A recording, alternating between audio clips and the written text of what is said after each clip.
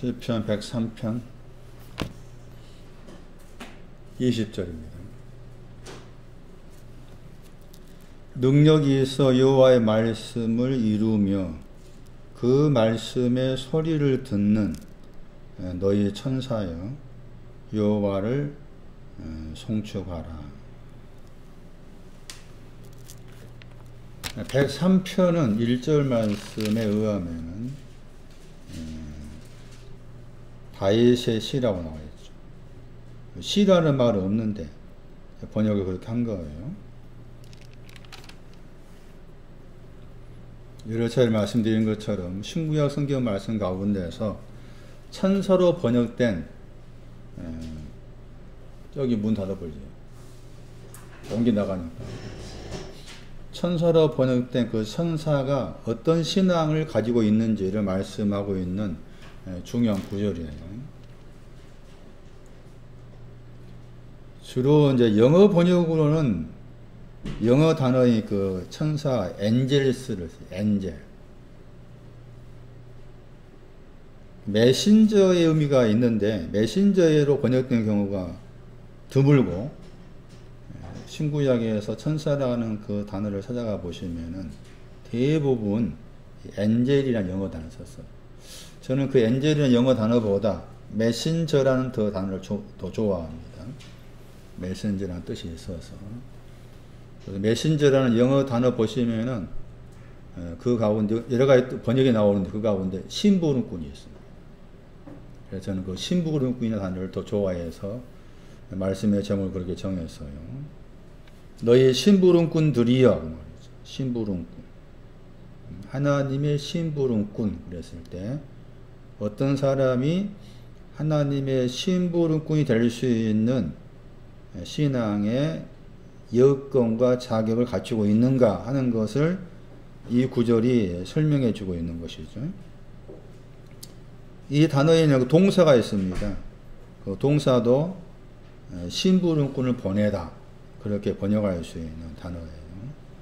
하나님을 대신하는 대리자죠. 하나님을 대신한 대리자로서 대리자 혹은 대행자를 보내다 그런 뜻을 가집니다. 영어 번역으로는 메신저라겠죠. 신약 성경 말씀 가운데 한 구절을 보시면은 이 메신저와 연관된 그 사람의 이름이 나옵니다. 그래서 이 사람을 가리켜서 천사라 하는구나. 그렇게 이해를 하는 것도 도움이 되겠어요. 마태 11장 보세요.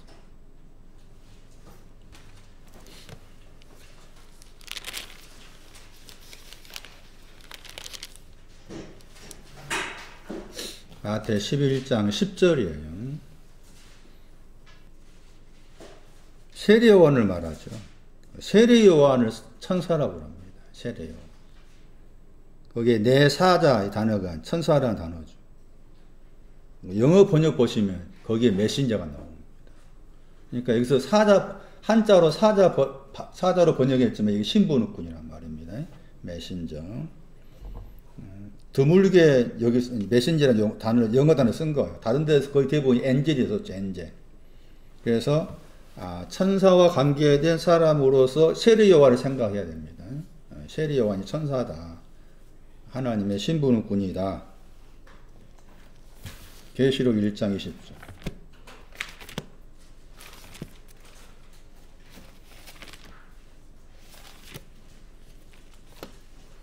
일곱 교회 사자할 때 그 사자라는 단어도 신부름꾼.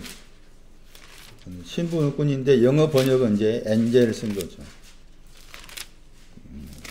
계시록 1장 20절. 일곱 교회의 사자할 때 사자라는 단어가 여기 이제 킹 제임스 영어 번역에서는 아까 지금 마태 11장은 이제 메신저 썼는데 여기에서는 엔젤 쓴 거예요. 별을 천사, 사자들, 신부름꾼으로 말합니다. 다 내용이 있을 거죠.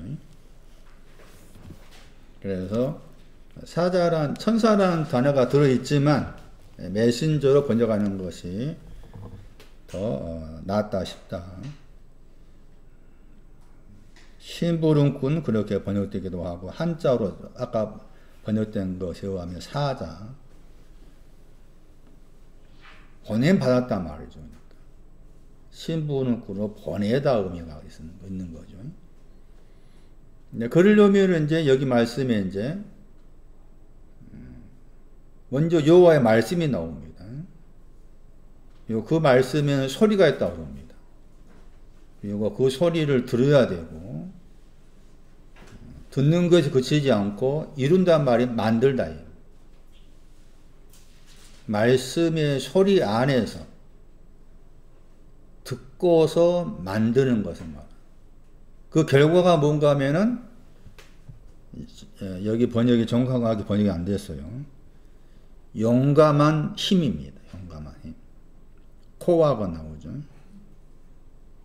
그 앞에 있는 그 단어가 형용사입니다. 다른 데서는 용사 번역, 용사. 그러니까 용감스러운 힘 이렇게 번역할 수 있는 거죠. 말씀이 나오고 그 말씀의 소리 안에 있을 때 들려지고 들려진 것이 만들어진 결과가 용감한 힘이 되는 거죠. 그러니까 여기서 이제 심부름꾼은 용감한 힘을 가진 자죠. 용감한 힘을 가진 자가 하나님의 심부름꾼이고 그 사람만이 여호와를 축복할 수 있죠. 성축하단 말은 축복하다입니다.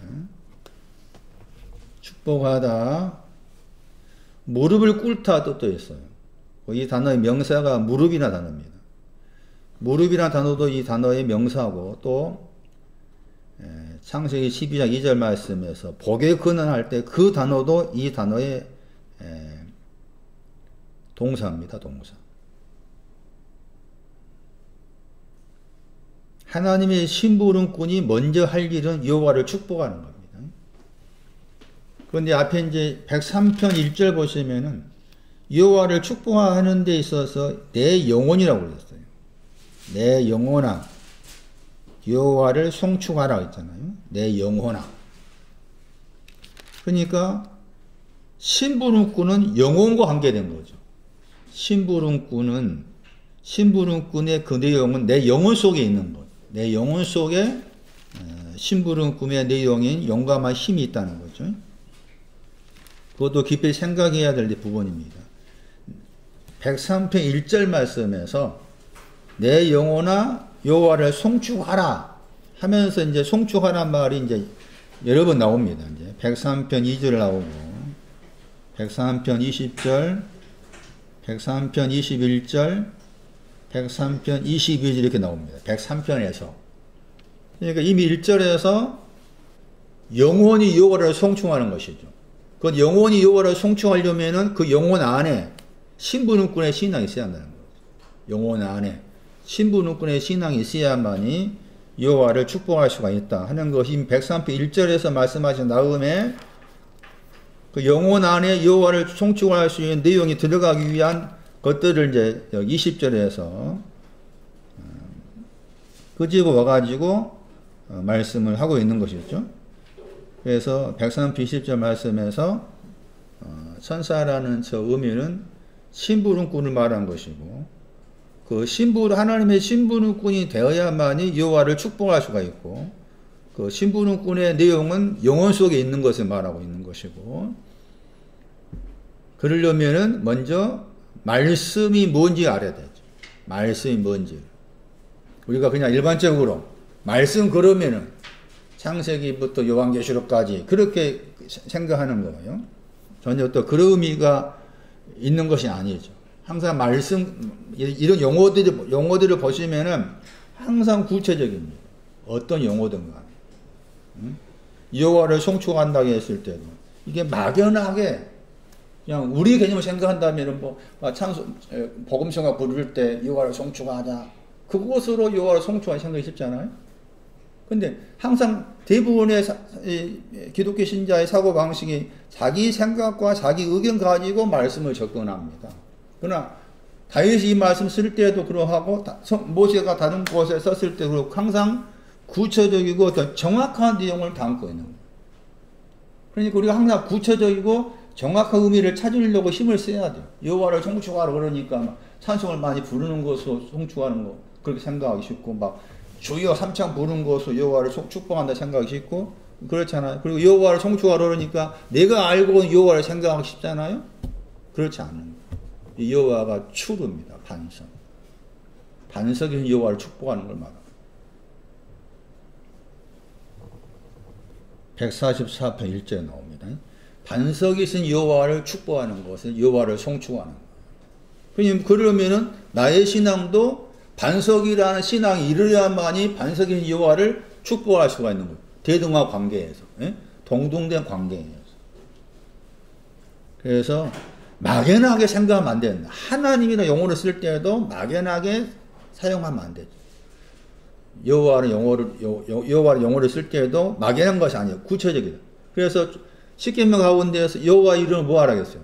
망령되이 일컫지 말라겠죠. 여호와가 무슨 의미를 가지는지도 모르고서 막 여호와 주여 부르면 그게 망령된 거야. 그냥 그런 일이 얼마나 교회 가운데 많냐고.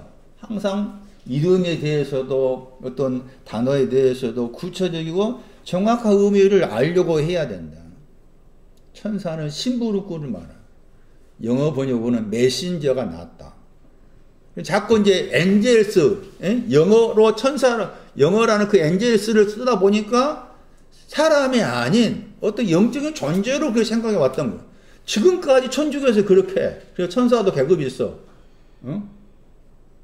미칠 일이야. 어떻게 천사가 계급이 있냐.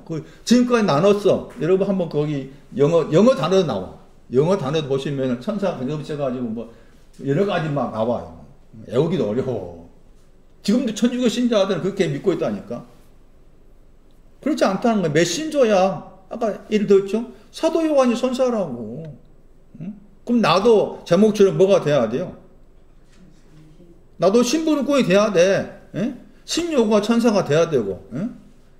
여러분 각자가 천사가 돼야 한다는 거지. 나도 천사가 돼야 되고. 그런 말씀인 거지. 막 어떤 영물로서 영적인 존재로 생각하고 막 그냥 막 날개가 달려가 있어가지고 이거 천사라고 생각하고 완전히 그러니까 말씀과 상관이 없는 것을 조작해가지고 그것이 마치 진리인 양 알고 착각해서 따라가게 만들잖아요. 말씀도 마찬가지. 여기서 이 단어가 말하는 말씀 그랬을 때 말씀이 뭐냐? 말씀은 그 마태복음 말씀이고 뭐 요한계시도 말씀이고 그렇지. 뭐 말씀이 따로 있나? 아니. 33편 4절. 여호와의 말씀은 뭐가 되겠어? 시편 33편 4절. 여호와의 말씀은 뭐하며? 정직한 걸 말합니다. 여호와의 말씀은 정직한 것이 말씀의 내용입니다. 그러면 또 여기서 또 오해하는 거예요. 정직하다 그러면 또 그것은 내 생각으로 내 생각을 해석하는 거예요. 윤리적인 거, 도덕적인 거. 그렇게 그걸 정직이라 생각해. 성경 그렇게 말하고 있지 않아.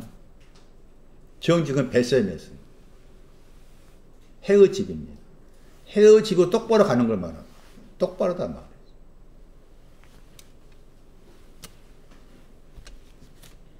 이미 정직에 대해서는 이제 32편 11절, 33편 1절에 나오죠.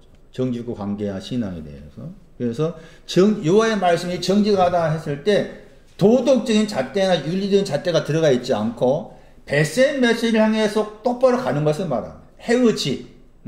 신랑이 있으니 헤어집을 향해서 똑바로 갑니다. 이게 정직이요. 여호와의 말씀은 신랑이 있으니 헤어집을 향해서 가게 만들어주는 거죠.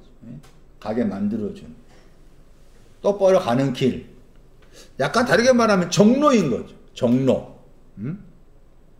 집의 신앙 이르기까지. 신랑의 신, 해의 신앙 이르기까지 과정과 가는 길을 똑바르게 알려주는 그런 의미가 이 정직하다 의미고 그것이 지금 103편에서 말씀 그렸을 때 정직한 내용의 말씀인 거죠. 17편 4절도 보세요. 17편 4절. 입술의 말씀입니다. 방금 앞에는 제가 정직에 대해 말씀 찾았잖아요. 그러니까 17편 4절에 하면 말씀은 입술에 있는 말씀이죠. 말씀 쫓았다. 말씀 안에. 입술과 관계된 말씀. 정직한 말씀이면서 그 정직함과 관계되는 표현에서 입술에 대한 말씀입니다. 입술에 대한 말씀. 주의 입술의 말씀 안에서 그렇게 표현하고 있죠. 입술의 말씀 안에서. 입술과 관계된 말씀입니다. 그러면 이제 또 보면은 입이 있고 입술이 있고 입천장도 나오고 목구멍도 나오고 여러 가지 그 이제 우리가 알고 있는 이 몸뚱아리의 어떤 지체를 가지고서 그렇게 풀어놓았습니다. 그랬을 때 그랬을 때 입술과 관계된 아주 중요한 그 구절을 항상 기억하셔야 됩니다. 입술이라는 단어가 나오면. 창세기 11장 1절. 창세기 11장 1절이 입술이 가리키는 신앙의 내용이 뭔지를 말씀하는 중요한 구절입니다.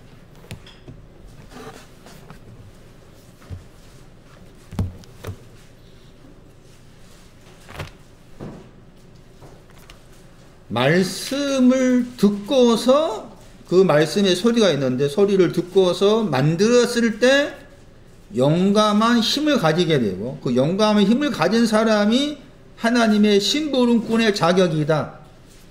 그 말씀은 정직한 말씀이고 벳의 메시를 향해 곧바로 가는 정직한 말씀이면서 입술의 말씀입니다. 입술이 뭐냐?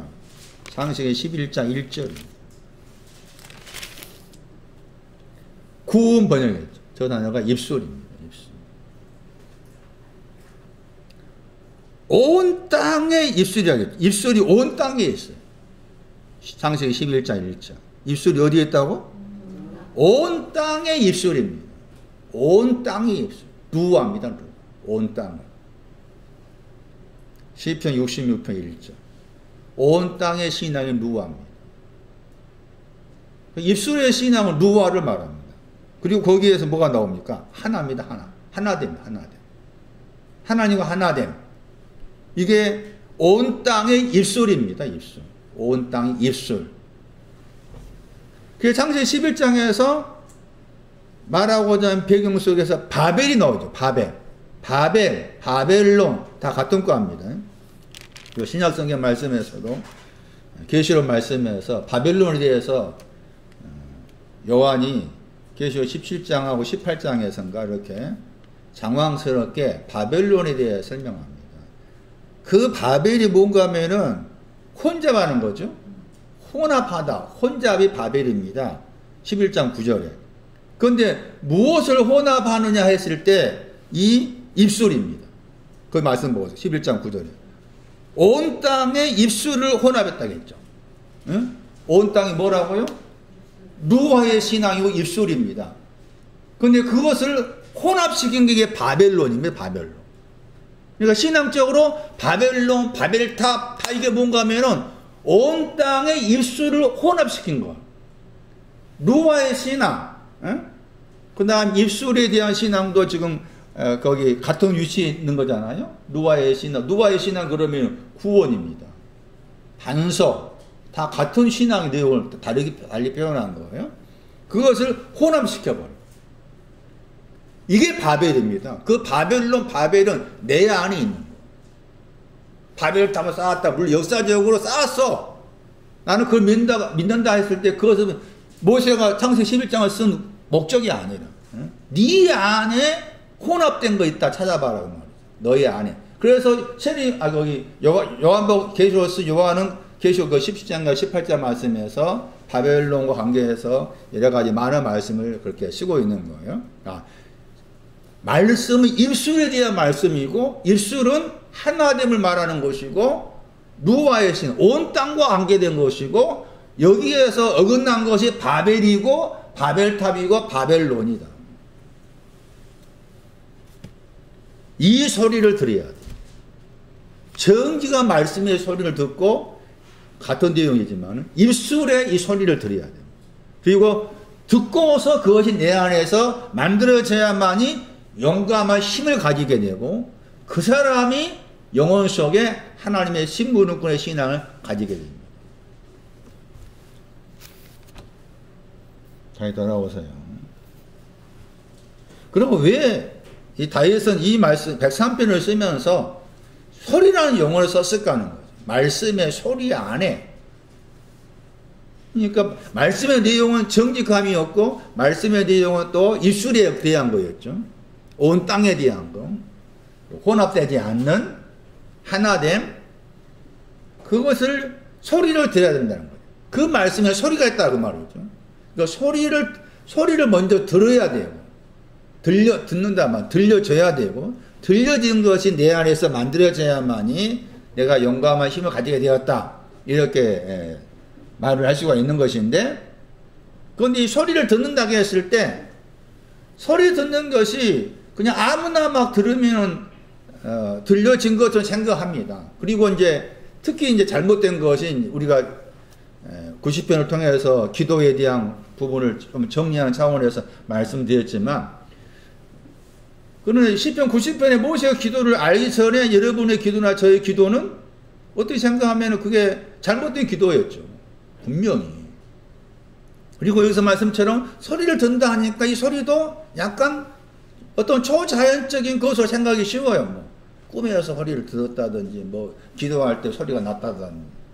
그런데 이 소리가 막 그런 식으로 들리지 않아. 응? 그런 사람 대부분 그렇게 생각해. 이 말씀은 다 평균쳐버리고, 말씀 공부하는 거 어려우니까 다 평균쳐버리고, 그냥 자기 나름대로 기도해서 내가 소리를 들었습니다. 그렇게 해도 생각이 쉽다 그 말이에요. 그러나 그런 식의 소리는 들리지 않아. 그것이 하나님 소리가, 사실 자기는 믿겠지만, 하나님 소리가 아니야, 그것은. 하나님이 그렇게 일하지 않아. 그럼 그것을 성경에 찾아야 돼. 성경에서 소리를 듣는다고 했을 때, 어떤 사람이 그 소리를 들었는지 찾아봐야 된다는 거지. 그래서 성경은 우리 신앙의 모든 것이 뭐가 돼야 됩니까? 규범이 돼야 되죠. 잣대가 돼야 되죠. 내가 꿈꿨던 꿈, 내가 들었던 음성, 그게 과연 성경 어디에서 나왔냐 그 말이지. 근거를 찾아야 하잖아. 그건 근거를 못 찾아. 못 찾고 자기 경험만이 옳다고 우겨. 죽을 때까지 갑니다. 그 사람들. 그런 사람들. 소리를 듣는 것을 알려면은 엘리야를 찾아가자. 엘리야. 열왕기상 19장입니다. 거기 보시면은 열왕기상 19장 12절 전후 보시면은 거기에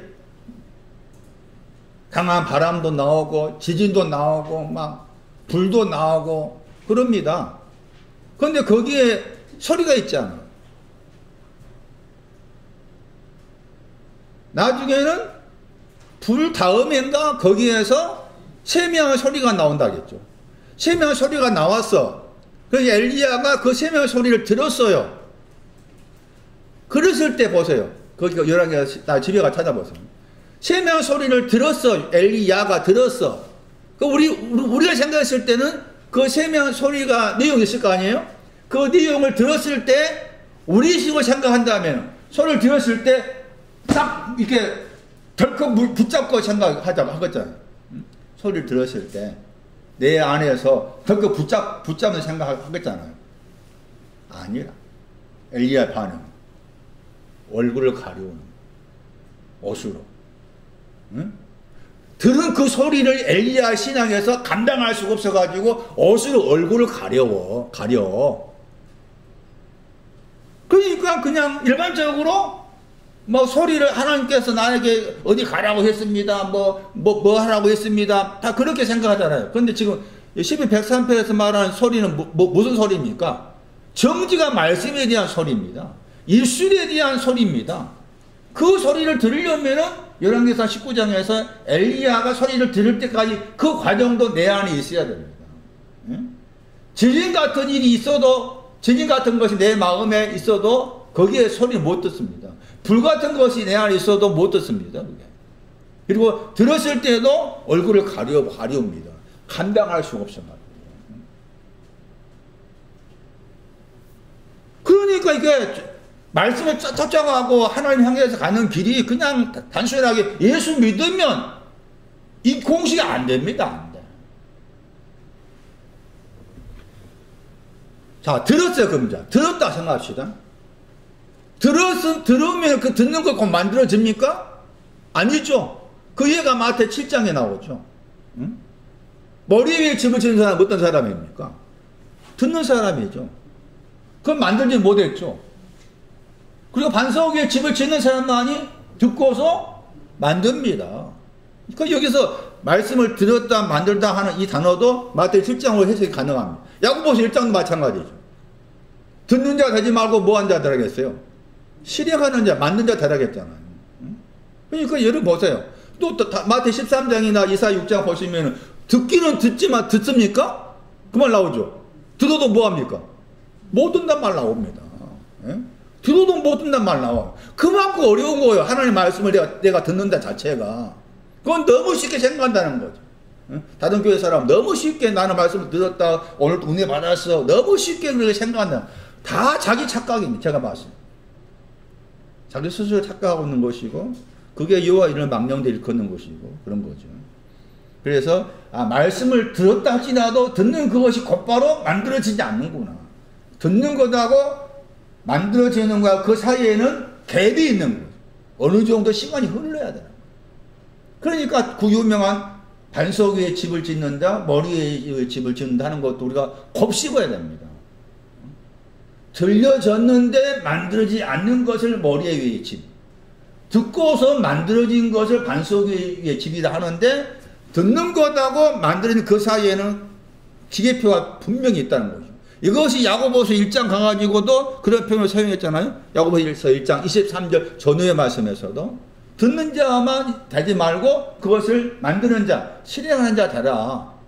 그러니까 말씀이 듣는다는 말은 우리 식으로 듣는다는 말이 아닙니다. 들려져야 됩니다. 응? 그럼 들려지려면 자꾸 내 마음에서 부딪혀야 됩니다. 오늘 들은 말씀처럼 나는 신부꾼이 돼야 되겠다 하는 그 내용 가지고 계속 내 편에서 부딪혀야 저는 그 과정을 거쳐서 들려지기 시작한 거죠. 들려져야 되고 들려진 것이 내 안에서 만들어지려면은 어느 정도 시간적인 간격이 있는 거다. 들려지자마자 만들어지고 그렇게 성경은 말하고 있지 않다. 그러니까 머리 위에 집을 짓는다, 반석 위에 집을 짓는다 말이 나오고 야고보서 1장 말씀에도 실행하는, 청취하는 자, 실행하는 자 그런 용어를 쓴 거예요. 그러니까 여기 말씀에서는 들려졌었고 들려진 것이 만들어진 거죠. 그러니까 영감은 힘을 가지게 되죠. 이 힘이 사용된 경우가 뭐였습니까? 이 힘이 독수리가 날개 치면 올라간다. 죄악을 이기는 거잖아요. 죄악을 이기는 것도 힘입니다. 이 단어와 관계해서 이 사람이 신부는꾼. 다른 구절입니다. 104편.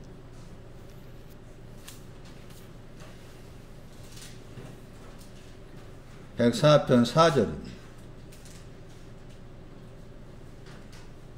여기는 이제 104편은 뭐 누가 썼는가 안 나와 있잖아요. 안 나와 있는데 이제 103편을 참고하면은 다윗이 쓰지 않았겠나 추측할 수 있죠. 왜냐하면 104편 1절 말씀에 내 영혼의 여호와를 송축하라 그런 표현이 섞여 쪄졌기 때문에 103편 1절과 104편 1절이 서로 맞닿아 있다고 가정을 했을 때 104편도 다윗이 쓰지 않았는가 그런 추측을 할 수가 있습니다만 104편 누가 썼단 말이 안 나와 있습니다. 근데 거기에서 이제 4절 말씀에 또 천사 신부르꾼 이야기가 나옵니다. 그래서 신부르꾼 이야기 나온 거 보면 또 앞에 103편과 관계됐다 볼 수가 있는 것이죠. 거기에서 104편 4절 말씀에 그의 천사들을 만들었다, 삼았단 말, 만들었단 말. 그의 천사들을 만들었습니다. 뭘로 만들었다 나와 있습니까?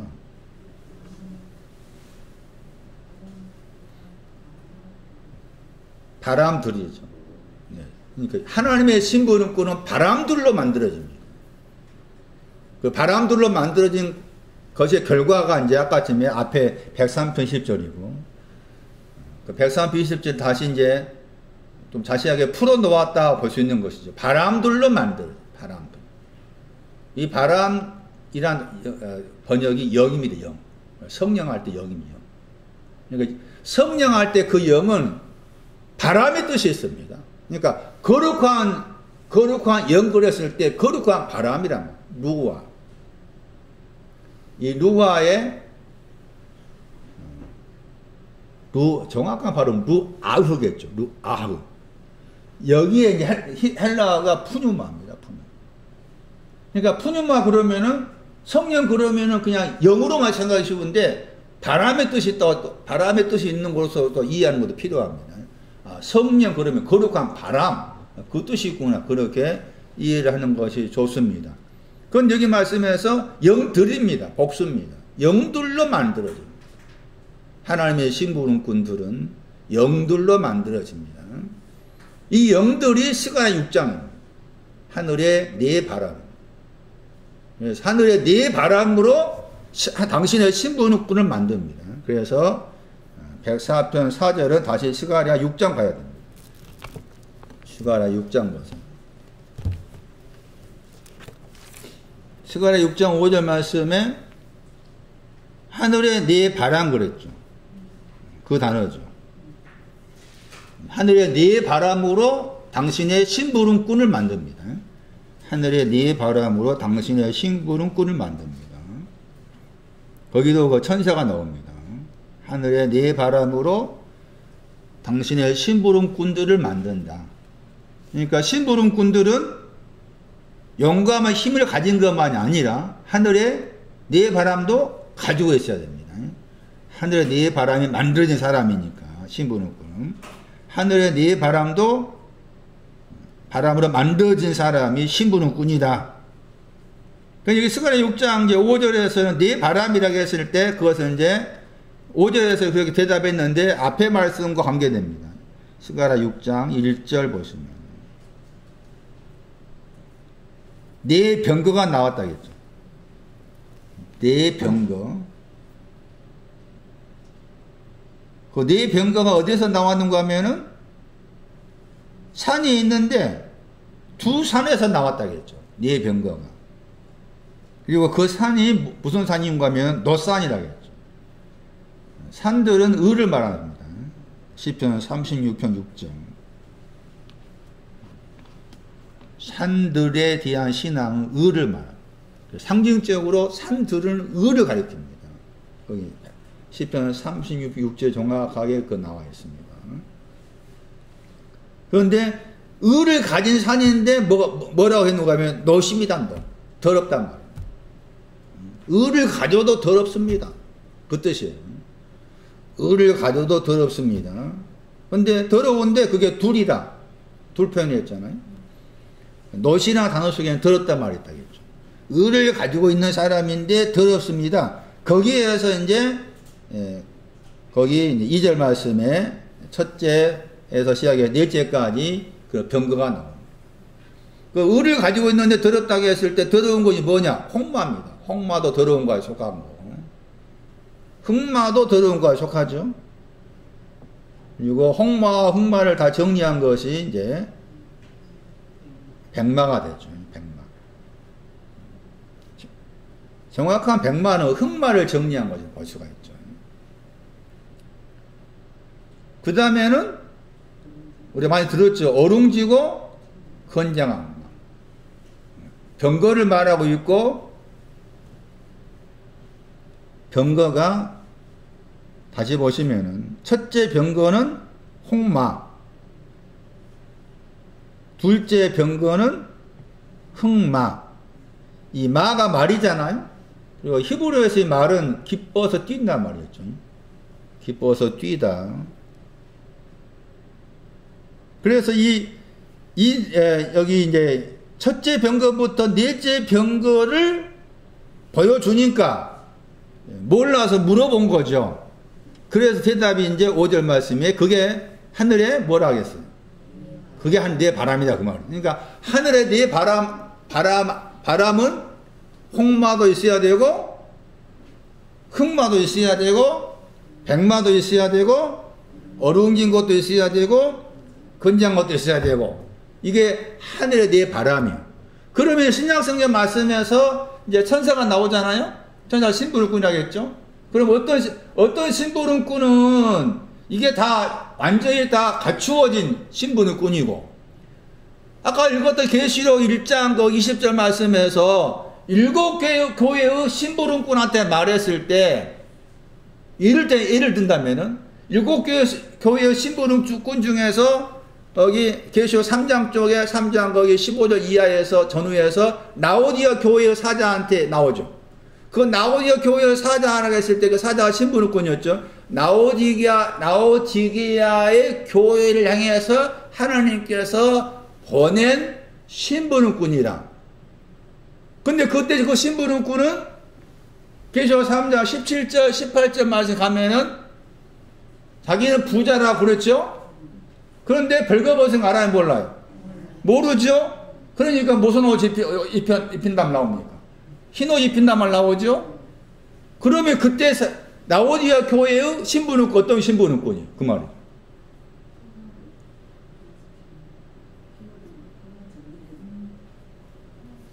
홍마 쪽에 있는 신부는꾼이요.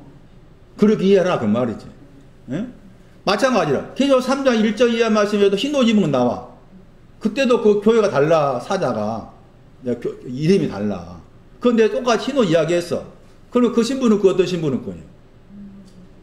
하나님께 보낸 신부는꾼이지만 여전히 홍마를 가진 신부는꾼이요. 그런 말이라 그 말이지. 그러니까 일곱 교회라고 했을 때 일곱 교회의 그 신부는꾼이 지금 모든 거 홍마, 백마, 어룽진 거 건정한 말 해가지고 다 깨끗이 다 모든 것을 만들어진 신부는꾼이 아니다 그 말이죠. 그래서 어떤 신부는꾼은 본인 자신이 하나님께 보낸 신부는꾼인데 본인 자신은 홍마를 가지면서 신부는꾼 역할을 해야 되고 그러면은 그래서 이제 거기 일곱 교회 나타나신 예수님의 모습이 이런 모습 나타나 저런 모습 나타난 이유가 내가 지금 홍마를 가지고서 내가 신부는꾼을 보냈지만은 홍마를 가진 사람 예를 들면 홍마를 가진 사람 보냈다 한다면 먼저 번외는 받긴 받았지만 본인 자신이 뭐가 돼야 돼? 먼저 홍마부터 정리돼야 되지.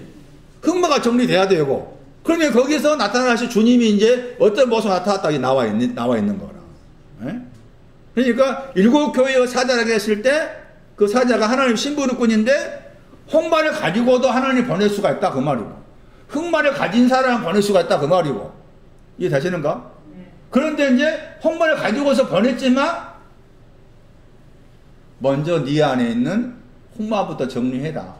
흑마를 정리하고 그래서 주께서 이제 이러이러한 모습 나타났다라고 나와 있는 거라. 여러분 집에 가셔가지고 계속 2장부터 3장까지 나와 있는 일곱 교회에 나타나신 그 주님의 모습이 어떤 모습으로 나타나는가 보신다면 아 이게 지금 홍마를 정리하고 흑마를 정리하고 백마가 왔고 백마에서 어룽진 것이 있기 때문에 건장한 신하가 와야 되고 이렇게 말씀하시는 걸 그런 으로 봐야 돼. 계시록 2장 3장을 교회를 근데 그렇게 이제 안 보고서 이제 엉뚱한 해석이 나오기 시작한 거라. 그래서 이단이라 하는 쪽에서는 그 일곱 교회를 그냥 세대적으로 시대로 구분을 지어.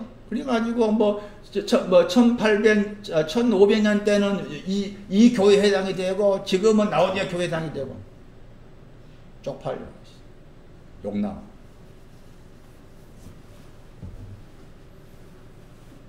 왜 그렇게 해석할까? 신부르꾼이라는 신학 의미를 모르기 때문에 그런 해석이 나오는 거예요. 이 내용이 얼마나 중요한가 생각하셔야. 여러분 그냥 듣고만 계시지만은 일곱 교회를 말하실 때 일곱 교회를 그런 식으로 해석하는 그런 식으로 해석하는 사람도 있고 또 별의별 해석하는 사람이 많아. 신부름꾼에 대한 신학 의미는 모르면 그렇다. 그래 103편 20절을 모르면 그렇고 104편 4절하고 스가랴 6장에 나와 있는 이 의미를 모르면 잘못된 해석이 얼마든지 나올 수 있는 내용이 계시록 2장과 3장에 나와 있는 일곱 교회와 관계된 표현이에요. 그러면은 이미 여기서 흑마라고 했을 때 의가 온 사람이다 그 말입니다. 그죠? 산인데 노산이라고 했잖아. 노지 더럽다의 쪽이었잖아요. 그 더러운 쪽에서 홍마가 있고 흑마가 있다 그 말이에요. 의가 온 사람으로서 홍마가 있고 흑마가 있다 그 말이에요. 의가 온 사람으로서. 그런데 우리가 이제 홍마, 흑마라만 썼을 때 다 믿지 않는 사람한테 이렇게 생각하기 쉬워. 그렇지 않다. 성경 그렇게 그런 식으로 말하고 있지 않다. 산들은 뭐가 산들이라?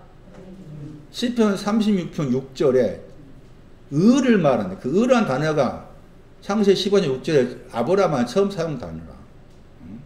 여호와를 믿으니 하나님께서 의로 여기셨다. 그 단어입니다. 그 단어. 그러니까 의를 가진 사람인데 홍마가 있는 거예요. 홍이 뭐예요?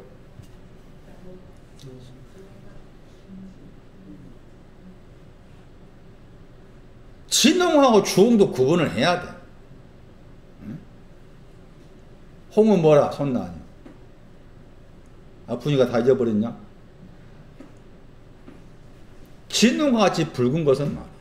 진홍 같은 죄가 홍이야, 홍. 그 흑은 뭘까? 흑마는 희다의 반대쪽에 있는 거야. 희다의 반대쪽. 그런데 이 백마는 흑마에 대한 백마야. 흑마에 대한 백마. 그렇게 생각하셔야 돼. 그럼 백마라고 해서 이 백마는 다시 이사 1장 18절이에요. 그러니까 이사 1장 18절이 중요한 거예요. 희게했다가 희게했다 나오죠? 눈과 희다. 눈과 흰 거 백마야. 눈과 신기한 것이 뭐예요, 그게? 주홍이잖아, 주홍. 에? 그러니까 주홍, 진홍을 구별을 일단 하셔야 돼. 주홍 같은 죄, 진홍 같은 죄 했을 때. 그러니까 여기서 흑마는 주홍 같은 죄 쪽에 속한다 보셔야 되고, 그랬을 때 백마는 눈과 튀게 되었다. 흰옷, 다 이게 백마과야. 예? 계시록에 나오면 흰옷 많이 나오잖아요? 계시록 3장에 나오고, 계시록 7장도 나와요. 옷이라는 단어가 다른 단어지만은, 옷이라는 단어가 다르다 할지라도, 희다 하는 그 단어 때문에 다 이게 백마과라. 그리고 계시록 2장에서도 흰 돌 나오죠? 흰 돌이 이제 한자로 뭐가 됐어요? 백석이 됐잖아. 백석대학교 들어보셨어? 그 백석대학교가 계시록 2장에 그 흰 돌이라는 단어의 근거에 쓴 거야. 그게 기독교 무슨 파에 해당이 돼. 백석대학교가. 천안인 거 어디 있어요. 또 백석의 호가 가진 사람 시가 누구라겠어? 응? 백석신 이야기했잖아. 길상사 이야기했잖아요. 응? 그 사람 시도, 그 사람 호도 백석 쓴 거 보면은 기독신자 같아. 정확히 그 사람들 신자가 잘 모르겠지만은. 거기도 흰돌 할 때도 그 백마입니다, 백마. 그럼 계시록 6장에서도 거기 말이 나온다 했잖아요. 어디서 설교했을 거예요? 시간 6장에 나와 있는 그 말들이 계시록 6장에 나와. 거기도 흰 말이 나와. 검정말도 나오고 또 주홍색 말인가 그거 나오고 그래. 그러니까 말과 한계에서 표현을 한 거지. 그 6장에서도 그게 이제 스가랴 6장과 연결해서 이제 이해할 수 있는 것인데, 그래서 흑마를 설명할 때 흑이라는 의미를 여러 가지 설명할 수 있겠지만은 요약에 생각한다면은 백마가 오기 전이다. 그러니까 홍마, 흑마, 백마, 어룽지고 건장한 말, 이게 신앙의 순서를 말합니다. 신앙의 단계로 생각하셔야 되고, 그러면서 이사야 1장 18절 말씀에서 중요한 부분이 너희들은 오라고 그랬지. 너희들은 오라 하면서 우리가 변론하자 했잖아요. 그 변론하자 단어가 이제 책망하다 뜻이 있는 단어였어요. 우리가 책망하자. 너희는 오라 했잖아. 그 너희가 이사야 1장 2절 말씀에 하늘입니다. 하늘. 예? 하늘한테 오라 한 거예요. 하늘한테. 말이 돼요? 그러니까 저 하늘이 아닌 거지. 하늘한테 오라 했어. 하늘한테. 하늘한테 오라 했는데 그 하늘이 어떤 신앙을 가져야 될 하늘인가 하면 나난이야. 예? 나난의 신앙을 가질 그 하늘을 말해. 그러니까 이사야 1장 2절 말씀 하늘과 땅은 의인을 가리켜요. 의인. 제가 다음 주에 창세기 1장 1절 2절을 다시 할 겁니다. 창세기 1장 1절 2절을 설교를 통해서 제가 정식으로 창세기 1장 1절 2절이 뭔지 한번 소개하려고 생각. 하늘과 땅은 의인을 가리켜. 의인. 그런데 그 의인인데 아직 나날의 신앙이 오지 않는 의인이야. 그 사람들한테 그 사람이 주홍 같은 죄가 있고 진홍 같은 죄가 있는. 이사야 1장 18절. 그러니까 이사야 1장 18절도 그리고 막 녹록하게 해석할 수 있는 구절이 아닙니다. 너희들이 할 때 너희가 누군지 먼저 알아야 된다. 이사야 1장 18절에. 그리고 의인인데 의인이 된 사람으로서 주홍의 죄가 있고 신홍의 죄가 있고. 그것이 여기서 이제 스가랴 6장 말씀에서 백마할 때 백이라는 단어가 희다의 뜻이다. 그러니까 주홍과 같은 죄가 누군가 희게 되었다. 이게 백마라. 그 희게 된 것이 이제 계시록 10장 가면은 흰 옷 입은 사람 나오죠. 어린 양의 피로 옷을 어떻게 했다고 했어요? 씻었다고 했잖아요. 그 어린 양의 피가 창세기 49장 말씀에 포도주였죠. 자, 어린 양의 피로 씻었어. 그 흰 옷 입었다고 했잖아요. 그러면 그 사람의 신앙은 지금 이 말로 말하면 뭐에 해당된다고요? 뭐에 해당이 돼요? 말로 말하면 뭐가 해당이 돼요? 흰 옷 입었다고 했을 때 그 옷이 계시록 3장 18절 옷이라는 단어하고 계시록 7장에서 흰 옷 할 때 옷이 단어가 달라. 단어가 다르지만 다 공통점 흰 것이잖아. 그러니까 둘 다 백마로 생각하면 돼. 백마를 입었어요. 백마를 탔다 그 말이잖아요. 백마를 가지고 있어. 계시록 7장에. 그럼 다 됐냐? 그래서 다시 계시록 22장 가면은 옷을 빨다 말 또 나와. 계시록 7장의 옷을 또 빠는 거야. 그 빠는 이유가 뭔가 하면 여기서 이 어룽지단 말이야. 어룽지. 그러니까 백마의 희게 된 신앙이 와도 누군가 같이 희가 되었다 할지라도 뭐가 있다 그 말입니까? 어룽진 것이 있다 그 말입니다. 그래서 시편 51편 말씀에서는 눈 가치가 아니라 눈보다 희다가 나오죠. 그 말 나오면 왜 이사야 1장 18절 말에서 눈 같이 희다 흰 거의 두 가지 생각합니다. 눈 같이 희다 했는데 시편 51편 말씀에는 눈보다 희다 말했을까? 그게 눈 같이 흰 것으로는 전부가 다 안 돼. 왜냐하면 눈 같이 흰 것으로는 어룽진 것을 못 이겨. 어룽진 것을 정리한 것이 눈보다 희다야. 따지면 흰 것도. 그래서 이 어룽지다가 뭔가 하면은 무엇 때문에 어룽진가 하면 이게 어룽지다 이 단어가 우박과 연관돼. 우박. 히브리어로 어룽지다가 우박과 관계됩니다. 창세기 31장 10절 창세기 31장 12절 말씀에도 이 어룽지다 하는 그 용어를 썼어요. 그런데 이 단어가 형용사인데 이 단어 관계되는 것이 우박입니다. 그러니까 어른이었다는 말은 뭔가 하면은 우박이 내려가지고 상하게 된 것을 말합니다. 우박이 내려서 상했어요. 그러다 보니까 이게 우박이 내려서 상했다고 했을 때 그것을 옷과 함께 생각한다면은 흰 옷을 입었는데 흰 옷을 입은 거기에다가 우박이 내려버렸어. 그러니까 흰 옷이 뭐가 어떻게 되는가 하면은 얼룩해진 거야. 이 뜻이 들어있어. 이 뜻이 여기에. 우박이 내려가지고 얼룩졌다, 더럽다 하는 것이 어른이었다 뜻이에요. 그런데 그게 우박이 내렸다고 했을 때 우박이 이제 우리가 알고 우박의 개념이면서 상징적 의미인데 우박이 어디에 내리는가 하면 그게 이사야 32장 말씀에 살림에 내려. 살림. 이사야 32장 19절 말씀에 우박이 살림에 내렸어. 살림에 내렸어. 그러니까 살림의 신앙이 있는데 그 살림의 신앙에 우박이 내려가지고 얼룩이 져버린 거예요. 그 살림의 신앙이 어떤 신앙을 향해 가는가 하면은 구원입니다. 여기서 말하면은 건장한 신앙 아마츠입니다. 여기 강하다가 그거 있잖아요. 마음 강하 담대하다가 이 건장하다 단어와 관계된 거였죠. 담대한 신앙으로 가기 전입니다. 그 전에 우박이 내려서 얼룩이 져가지고 더러워진 거예요. 그러니까 흰 옷을 입었다고 해서 다 된 것이 아니다는 거죠.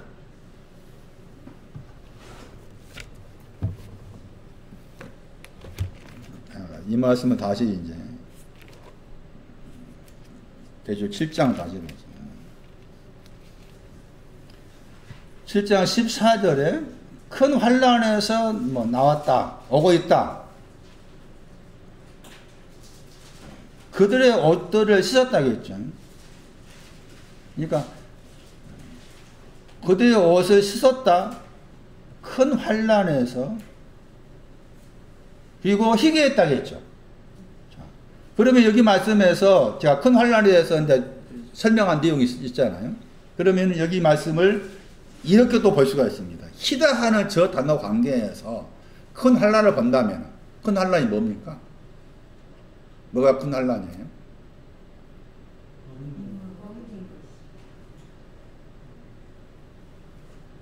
희게 했다겠잖아. 큰 환란이 뭐가 되는 거야? 흑마가 되는 거지. 큰 환란은. 그러니까 희다하는 저 단어 가지고 그렇게 볼 수 있는 거예요. 큰 환란은 흑마를 말해. 흑마에서 나와가지고 옷을 씻었어요. 그러니까 그대로 옷은 흑마의 옷이죠. 흑마의 옷 씻었어. 씻으니까 뭐가 됐어요? 어린 양의 피 안에서 뭐가 되었다? 희게 되었다겠잖아. 희게 되었다. 이게 이제 그 희다하는 단어의 동사입니다. 그러니까 희게 된 거예요. 옷을 씻었다겠죠? 22장 14절 계시록 두루마기가 나오죠? 나와요? 그 두루마기가 지금 계시록 7장 14절 말씀 옷입니다. 그 이 옷이라는 단어가 누가 15장 말씀에 제일 조언할 때 그 단어입니다. 누가 15장에서 제일 조언할 때 그 옷이란 그 단어입니다. 수톨레. 그런데 말씀드린 것처럼 계시록 7장 14절 말씀에서 큰 환란에서 흑마에서 나와가지고 흑마의 옷을 씻어서 희게 되었습니다. 백마가 되었습니다. 백마가 된 옷입니다. 계시록 20장 14절 말씀. 백마가 된 옷인데 또 뭐합니까? 백마가 된 옷인데 뭐합니까? 또 빱니다. 그 말입니다. 왜? 얼룩졌기 때문에. 어룽졌기 때문에. 그런 뜻이에요. 그렇게 이해를 하셔야 됩니다. 네 가지 하늘의 네 가지 바람은 홍마와 흑마와 백마, 어룽주, 건장하다. 어룽졌다 하는 그 단어가 말씀드린 것처럼 우박과 관계된 거였고, 우박이 내려서 상하게 되었다. 백마라는 그 옷이, 흰 옷이 우박이 내려서 상하게 되었다. 그러니까 우박을 이길 수 없게 되었다. 그 살림과 관계에서 나와요. 이사야서 32장 19절 말씀에 살림을 향해서 나와 있다. 살림의 신앙은 구원을 추구하는 신앙인데, 구원의 신앙이 오기 전에 얼룩져야 된다. 당연히 반드시니까 얼룩져야 되고, 그 다음에 얼룩짐을 거쳐서 건장하다, 담대하다 하는 신앙. 그래서 네 가지 하늘의 바람으로 누가 만들어졌다? 심부름꾼들이 만들어졌다 하는 것이 104편 4절이고, 104편 4절에서 그 바람들은 스가랴 6장 5절이었어요. 마태복음 13장.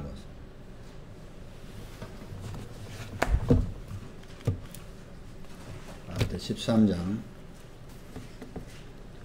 39절이에요.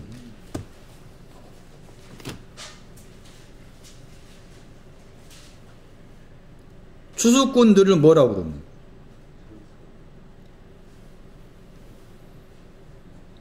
마태복음 13장 39절. 추수꾼들은 심부름꾼들이다. 메신저들이다. 그 추수꾼 할 때 추수꾼은 뭐 하는 사람입니까? 같은 구절에 추수하는 사람이죠. 추수꾼은 추수하는 사람이에요. 추수가 뭡니까? 영원의 끝이 추수입니다. 이것도 그러니까 세상 끝으로 번역되다 보니까 그냥 이것을 가지고 이제 제 이름으로 생각해서 하는 거라. 그리고 진짜 저쪽에서는 추수한다고 했을 때 추수를 뭐 12지파 가지고 뭐 저쪽 하는데 그 말이 아니고. 자, 그럼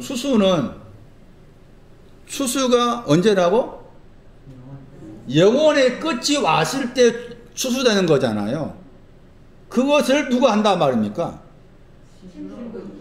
심부름꾼들이 하는 거 말이에요. 심부름꾼들은 추수가 된 사람이 안 된 사람? 추수가 된 사람이지. 추수가 된 사람이니까 추수하지. 심부름꾼들의 신앙은 추수가 된 사람이죠. 영혼의 끝이라겠죠. 이 영혼은 감춰진 거라겠죠. 시편 90편 8절입니다.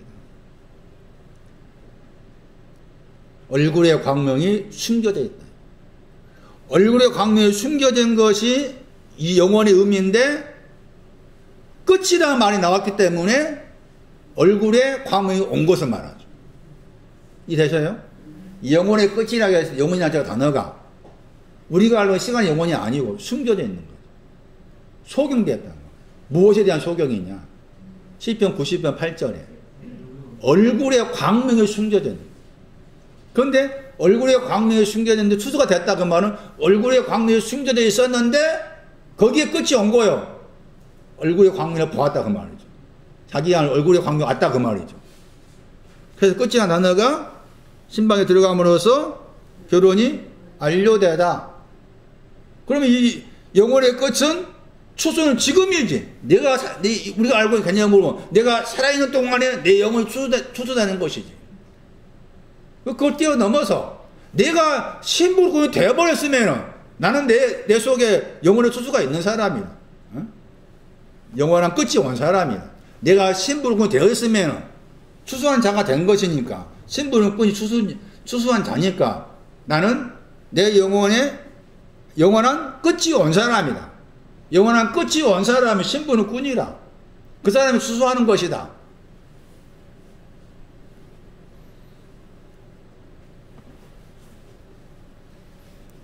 (24장) 보세요. 24장 보고 13년 다시 돌아갈게요.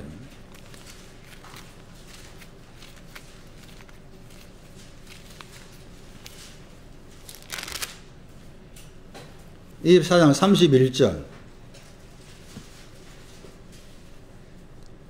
그의 천사들 그랬죠. 그의 심부름꾼, 그가 인자입니다. 인자의 심부름꾼을 인자가 보낸다는 거죠. 마태 24장 31절에 인자의 심부름꾼들을 인자가 보낸다. 그런데 인자의 심부름꾼들은 뭘 가지고 있는가 보세요. 뭘 가지고 있어요? 나팔 소리 가지고 있습니다. 인자의 심부름꾼 루아입니다. 나팔 소리가 루아입니다. 그 다음에 뭘 가지고 있습니까? 인자의 심부름꾼 사방을 가지고 있습니다. 사방이 나오죠? 이게 스가랴 6장 5절 말씀 네 가지 바람이야. 여러분 설명했잖아. 사방은 스가랴 6장 5절 말씀 네 가지 바람이다. 이 심부름꾼들은 인자의 심부름꾼들은 나팔 소리 누아의 신을 가지고 있고 또한 네 가지 바람 가지고 있는 거예요. 홍마도 있었고 흑마도 있었고 백마도 있었고 어루뭉진 거 있었고 건장 거 있었고 네 가지 바람에 가지고 있어. 마태 24장 31절 하고 있어요. 그리고 그 신부름꾼이라고 했을 때 신부름꾼을 보냈다겠죠. 신부름꾼을 보내서 신부름꾼의 신앙이 이 구절에 의하면은 나팔 소리, 신부름꾼의 신앙은 네 가지 바람. 다시 130절 말하면은 용감한 힘. 이게 신부름꾼이 하는 게 신앙이죠. 그게 인자의 신부름꾼이죠. 그러면 인자의 신부름꾼이나 그 말의 의미는 인자의 신을 가지고 있는 사람이죠. 인자의 신앙을 가지고 있는 사람이에요.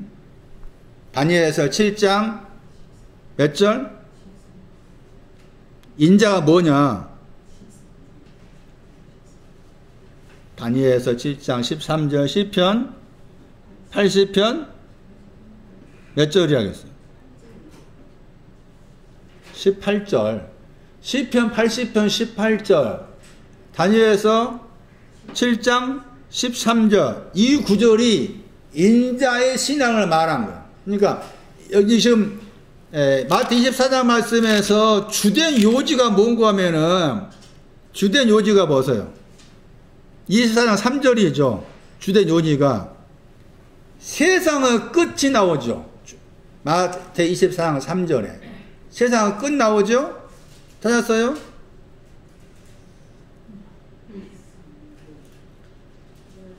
마태 24장 3절에 세상의 끝, 세상이 영원이라고 했잖아. 영원의 끝이 아까 제 마태 13장에 뭐라고 했어요? 추수하는 거라 했잖아요. 영혼의 끝이 마태복음 24장 3절에서 제자들이 이 질문을 한 거예요. 이 질문을 풀어놓은 게 지금 마태복음 24장 25장이야. 예? 그걸 아셔야 돼. 제자들이 영혼의 끝이 오기 전에 징조가 뭐냐 물어본 거지. 영혼의 끝에 오기 전에 징조. 어? 그리고 당신의 뭐라고 했어요? 24장 3절. 당신의 뭐? 징조가 두 가지라니까. 하나는 당신의 임하심이잖아요. 그 주가 당신이잖아. 정확하게 보면 당신. 당신이 누구야 이제? 인자입니다. 인자. 예? 임하심의 내용이 뭔가 인자를 말해. 예? 아이고야. 빨리빨리 알아들어. 임하심의 내용은 인자가 임하신 거야. 인자가 임하심. 그 인자가 나한테 임하신다 했을 때 그 전에 징조가 뭐냐 물어본 거지. 그리고서 징조가 두 가지다 했죠. 영원한 끝의 징조하고 인자의 임하심의 징조가 무엇입니까? 라고 물었을 때 그 물음에 대해서 주께서 풀어놓은 거라 그 말이죠. 그래 아까 전에 영원한 끝은 추수였잖아요. 그 추수는 누가 했어요? 추수꾼이 신부르꾼이 했잖아. 그럼 신부르꾼이 추수한다고 했을 때 추수하기 전에 징조가 있을 거 아니냐 그 말이죠. 그게 뭐냐 물어본 것이고 인자가 오신다고 했을 때 인자가 오시는 징조가 뭐냐 물어본 거잖아. 그러면 이제 임하심이라고 했을 때 이 임하심을 대부분의 사람들이 재림으로 해석한다는 거지. 저는 재림이 아니란 거지. 저는 재림을 안 믿어.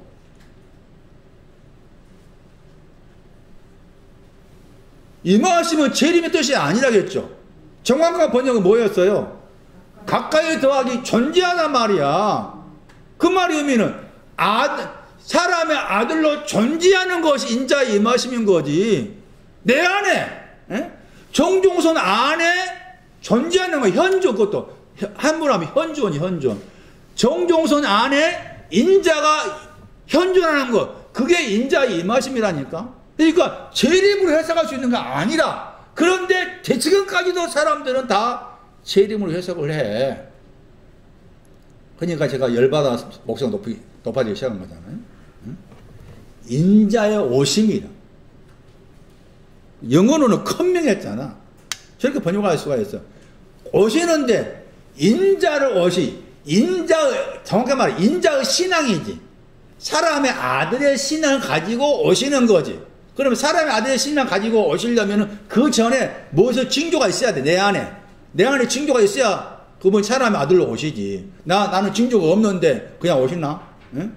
영원한 끝도 내 안에 무슨 징조를 가지고 있어야 영원한 끝이 오지. 그냥 오시나? 그 말이에요 지금. 제자들이 묻는 것은. 그러니까 겉에 것이 아니라 그 말이지. 겉에 것이.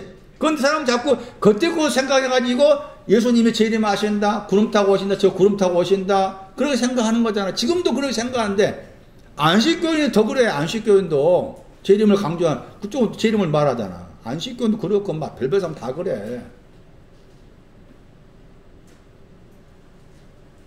뒤에가 공부하셔. 파루시아. 임하심이 뭔지 단어부터 공부하셔. 단어부터. 그 파루시아가 사람한테 썼어도 사람한테도. 그거 다 찾아봐.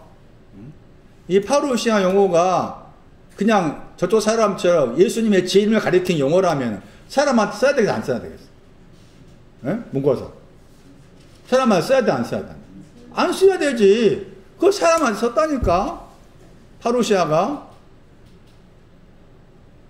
동사도 봐야 돼. 파루시아 찾아보려면 동사도 찾아봐. 성경 구절 말씀드려도 공부 안 할 거니까 말씀 안 드릴게요. 나중에 따로 뽑아서 할 필요가 있어. 다 해보세요. 24장 31절. 보냈다고 했잖아요. 인자에 소속된 신앙 가진 심부름꾼들을 인자가 보냈어요. 이 보냈다가 사도야, 사도. 제가 다음 주에 로마서 1장 1절 설교할 텐데, 다 사도가 돼야 돼. 바울만이 아니고 다 사도가 돼야 돼. 어디로 보냈어요? 인자를 신부를 보냈어요. 뭘 가지고? 다시 뭘 가지고? 나팔 소리 가지고, 또 하늘에 네 바람 가지고, 그렇게 생각하죠. 하늘에 네 바람 가지고 나팔 소리 가지고 있는 심부름꾼들을 보냈어. 어디로 보냈어? 택하신 자들을 모으기 위해서 보내. 택하신 자들을 모으기 위해서. 저기 소련에 버린 것이 아니에요. 우크라이나 좀 전쟁하니 거기 가서 싸움하라고 보낸 거 아니에요. 응? 응? 자기 안에 의분이 있어가지고 가서 소련하고 싸우자 해서 간 사람 있잖아. 한국 사람들 가운데. 응? 그곳에서 보내는 거 아니에요. 가고 싶으면 가겠지만은. 응? 택하신 자들을 모으기 위해서 보내. 택하신 자들을. 아무나 아니야. 보내받은 대상이, 보내는 방향이, 예? 당신의 인자가 인정하는 신부름꾼들을 나팔 소리를 주고 하늘 네 발을 가지고서 보내는데, 택하신 자들을 향해 보내. 택하신 자들. 그러니까 길거리에서 예수 전당하면 안 돼. 근데 하늘 택하신 자들 어디에 있어? 하늘 이 끝과 저 끝에 있어. 응? 택하신 자, 하늘 이 끝과 저 끝에 있는 사람이라고. 어떻게 하늘 이 끝과 저 끝이라니까 또. 하늘 이 끝이면 또, 이게 지구를 보고 생각해. 하늘 이 끝은 저쪽인가? 뭐 북방인가? 뭐 남방인가? 북방인가? 그 말이 아니에요. 문제는 그러면, 택하신 자가 누구냐, 그 말이에요. 응? 그 택하신 사람인데도 어디 있다, 그 말이에요. 하늘 이 끝하고 저 끝이라고 했잖아요. 하늘 이 끝이 앞에 거 동쪽에 해당돼. 여기 찾아보면 동쪽과 연관돼 나오잖아. 뒤쪽은 서쪽이야. 응? 하늘 이 끝과 저쪽, 동쪽에서 서쪽까지 그렇게 설명할 수 있는 것인데, 여기서 이제 하늘 끝도 이쪽에서 끝 이야기 한 거예요. 그러니까 동쪽에, 택하신 자들이 하늘 이 끝에 있는 사람이 있고 저 끝에 있는 사람이 있는데, 그 사람들을 모으기 위해서 보내는 거예요. 모으기 위해서. 택하신 자들 모으기 위해서. 그럼 택하셨다고 했을 때 뭐가 택함받은 거예요?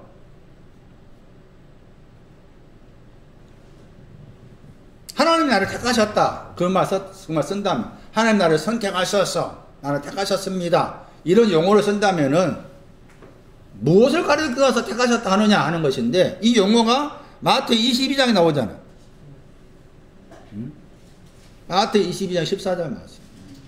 청함을 받은 자가 앞에 나오고 뒤에가 택하신 받은 나오죠? 그 택하신 받은 사람 말합니다. 그러면은 앞에 말씀에서 마태복음 22장 그 14절 보세요. 앞에 말씀에서 청함을 받은 사람 나오고 뒤에는 택함 받은 사람 나오죠?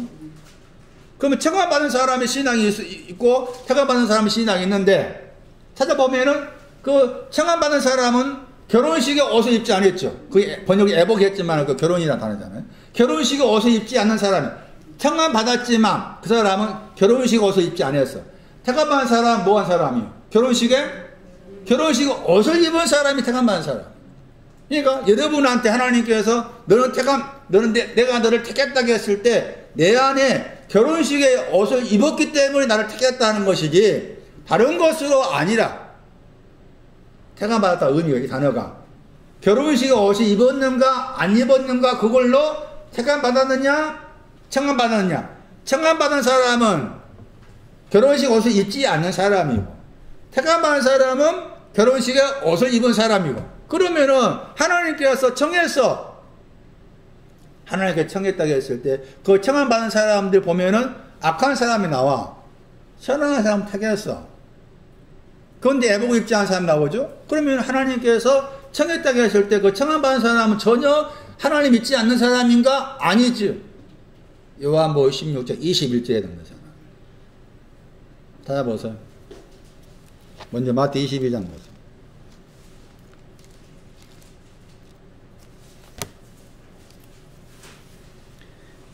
결혼식에 옷을 입지 않는 사람이 거기에 있었다겠죠. 마태복음 22장 11절.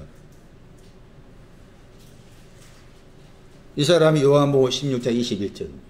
제가 여기서 말씀드렸죠. 성경에 말한 사람, 우리가 알고 있는 사람이 아니다. 신앙과 관계된 사람이다.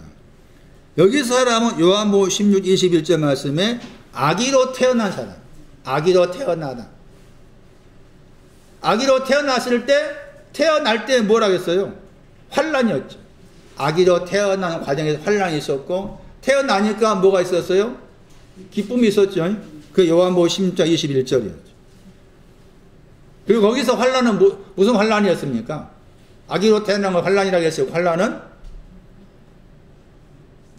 중풍병자가 누워있는 거예요. 죄들 사함이 오기 전이라겠죠. 기쁨은 죄들 사함이 온 거라겠죠. 그런데 그 요한복음 16장 21절 말씀에 그 아기로 태어났다 하면서 거기에서 그 태어난 그 사람을 이 안스로포스 용어로 쓴 거죠. 근데 그 사람이 태어났다고 했을 때, 낳았다고 했을 때, 어디로 낳았다고 했는가 하면은 세상이라고 했죠. 찾았어요? 세상 안으로 낳았다고 했죠. 겟나우 했잖아요? 세상 안으로 낳았죠? 그 세상이 요한복음 16장 8절이에요.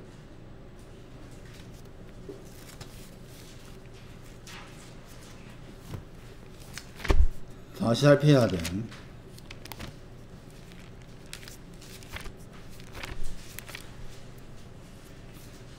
세상 속으로 사람이 낳은 거에 겟나우잖아. 겟나우. 요한복음 16장 21절. 기쁨을 통해서 기쁨 관계됩니다. 기쁨. 이 기쁨은 고통의 환란입니다. 환란에 지금 반대 개념 기쁨이 사용됐죠. 사람이 낳았는데 어디로 낳았다? 세상 속이라겠죠? 그 세상의 16장 8절에. 책망을 듣는 것은 말이에요. 책망을 들어야 될 세상입니다. 16장 8절. 책망한다겠죠? 책망하다. 시편 6편 2절에. 책망하다.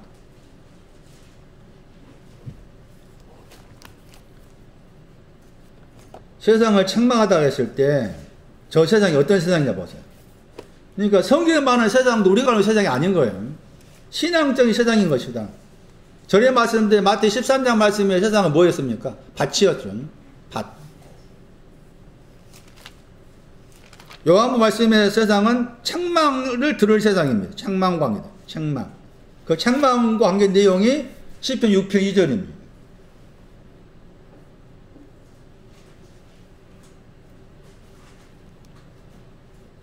입맞추지 않아서 진노하신 거죠. 그게 책망이에요. 입맞추지 않아서 진노하다. 그러니까 입맞춤이 없는 세상 속으로 던진 거니까 거기에서 이제 기쁨으로 낳았다 할지라도 책망의 과정을 거쳐서 신앙이 정로로 가야 될 부분이 있는 것이죠. 그래서 마태 22장 거기 11절 말씀에 결혼식에 옷을 입지 않았다고 했을 때 그 사람의 신앙은 요한복음 16장 21절이다. 기쁨을 가진 사람입니다. 기쁨의 내용이 죄들 사함이다. 죄들 사함이 기쁨의 내용이다. 그런데도 애복을 입지 않았죠. 그런데 청함받은 사람은 애복을 입었다. 그 애복의 신앙이 뭐냐? 결혼식의 옷이라겠죠? 흰 옷입니다. 28장 3절 마태.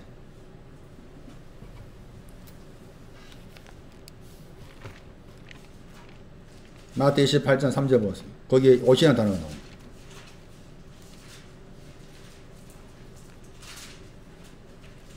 그의 옷이 희다였죠. 희다. 그게 결혼식의 옷입니다. 아, 결혼식의 옷도 백마다 해당. 결혼식 옷이 백마구나, 흰 옷이구나, 그렇게 이해하셔야 돼요. 옷이란 단어는 다르지만 흰 것과 관계에 사용했기 때문에 결혼식의 옷은 흰 옷에 해당돼요. 백마에 해당돼요. 백마에.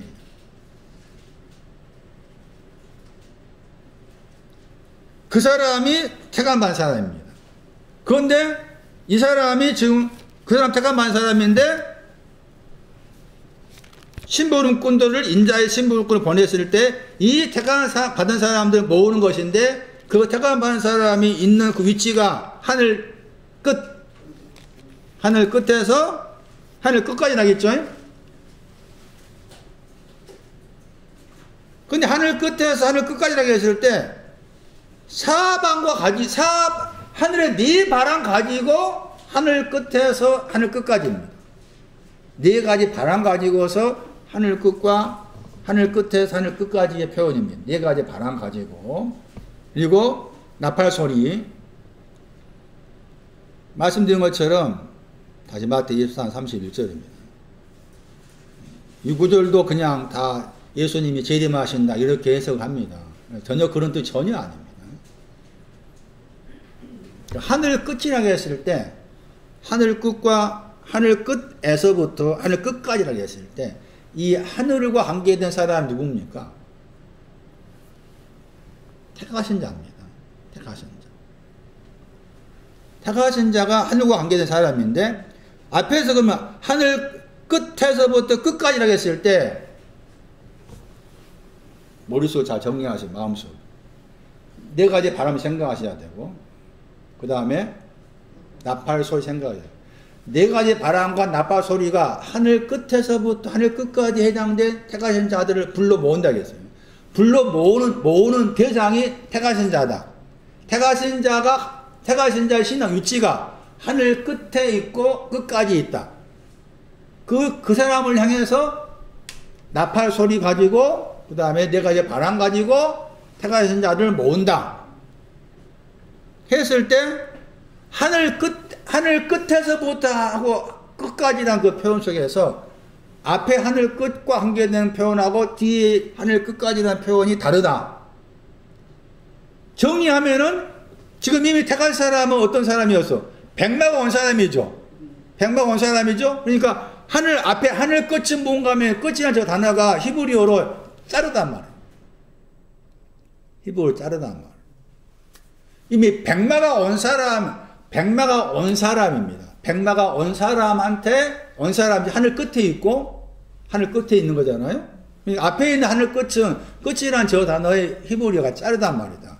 뭘 자르는가 했을 때, 백마가 왔어요. 그 백마가 온 사람이 가야 될 그 다음에 신앙의 길이 뭐예요? 네 가지 바라본 말하면. 어룽진 거죠.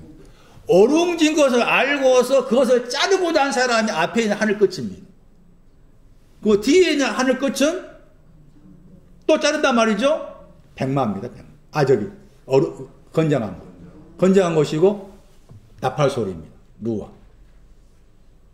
이걸로 모으는 겁니다. 그러니까 이 말씀도 그냥 대충으로 생각하면 이해가 안 됩니다. 복잡하게 얽혀 있죠? 이 하늘 끝과 하늘 저 끝이 시편 19편에 나와요. 그러니까 하늘 이 끝과 저 끝이 뭔지를 알려면은 시편 19편을 봐야 됩니다. 시편 19편 7절에 나옵니다. 7절. 거기에 하늘 끝과 하늘 저 끝이 나옵니다. 7절에. 시편 19편 7절이 마태 24장 31절의 내용이다. 그리고 히브리어 끝이란 저 단어가 자르다입니다. 자르다 하는 단어가 사용된 구절 보시면 먼지를 자르고 집도 자르고 이렇게 나옵니다. 레위기 14장 41절. 레위기 14장 43절. 잠언 26장 6절은 발을 자르 나옵니다. 발을 자르다. 그러니까 끝에 해당 내용에 자르는 것을 말합니다. 자르다. 그리고 이 19편 7절 말씀 하늘 끝과 저 끝까지라고 했을 때 신랑에서 해입니다. 신랑에서 해가 나와가지고 나와서 하늘 끝에서부터 끝까지 운행한다고 했죠. 신랑이신 해. 그러면은 19편 17절 말씀 그대로 옮겨오면은 마태 24, 31절 말씀에 하나님 인자의 신분을 꾸는 어떤 사람입니까? 신랑입니다. 해입니다. 해. 운행한다는 말은 가을을 말합니다.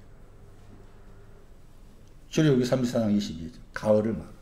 운행하다. 10편 19편 7절에 사무엘상 1장 20절 참고할 필요가 있습니다. 운행한다는 말이 우리 개념의 운행이 아닙니다. 가을과 관계되고 사무엘상 1장 20절은 약간 다르게 번역했을 거예요. 그것도 참고할 필요가 있습니다. 자, 다시 정리합니다. 하나님 인자의 심부름꾼들을 지금 보내셔가지고 애복을 입은 흰옷을 입은 사람들을 불러 모으는, 흰옷을 입은 사람은, 택한 사람은 하늘 이 끝에서부터 저 끝까지 있다. 네 가지 바람 가지고, 나팔 소리 가지고, 앞에 있는 하늘 이 끝은 백마가 온 사람으로서 어룽진 것 만나가지고 그 어룽진 것을 자르고 난 사람. 뒤에 있는 하늘 끝은 건장한 신하, 나팔소. 그렇게 해서 태가진 자들 모으는 거예요.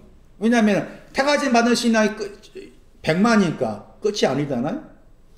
듣는 말씀처럼 얼룩진 것을 가야 되고 그 다음에 담대함을 향해 가야 되기 때문에. 이 말씀이 지금 하나님의 인자의 심부름꾼과 관계에서 말씀한 구절이라 할 수가 있어요. 자, 그런데 다시 여기 24장 36절 말씀 보시면 나한테 24장 36절 말씀에 거기에도 심부름꾼인 천사가 나옵니다. 거기에 심부름꾼 천사는 달리 표현합니다. 마태 24장 36절 보세요. 뭐라 표현합니까? 마태 24장 36절 말씀. 하늘에 천사들 나오죠? 찾았어요? 마태 24장 36절. 하늘들의 천사의 신부름꾼이었죠. 찾았어요? 신부름꾼인데 어디에 속해서요? 소속이. 그거 잘 봐야 돼. 다시 24장 31절. 천사들 신부름꾼이 누구에 소속돼서 누구에게? 그가 인자라고 했잖아. 인자에게 소속된 신부름꾼이 있고 하늘에 소속된 신부름꾼이 있는 거야. 찾았어요? 그러면 하늘에 속한 신부름꾼들은 저 날과 때를 알 수 없어. 이 구절 마태 24장 36절 말씀도 대부분 다 어떻게 해석합니까? 최정희 권사 어떻게 해석하나? 다 재림이잖아. 재림의 날과 때를 이야기하잖아요. 에? 전혀 그런 말씀이 아니에요. 제발 속지를 마라. 에? 제발 속지를 마. 다시 보세요. 24장 35절. 마태 24장 35절. 하늘과 땅은 뭐였어요? 하늘과 땅은 없어져야 돼요? 안 없어져야 돼요? 왜 없어져야 돼요?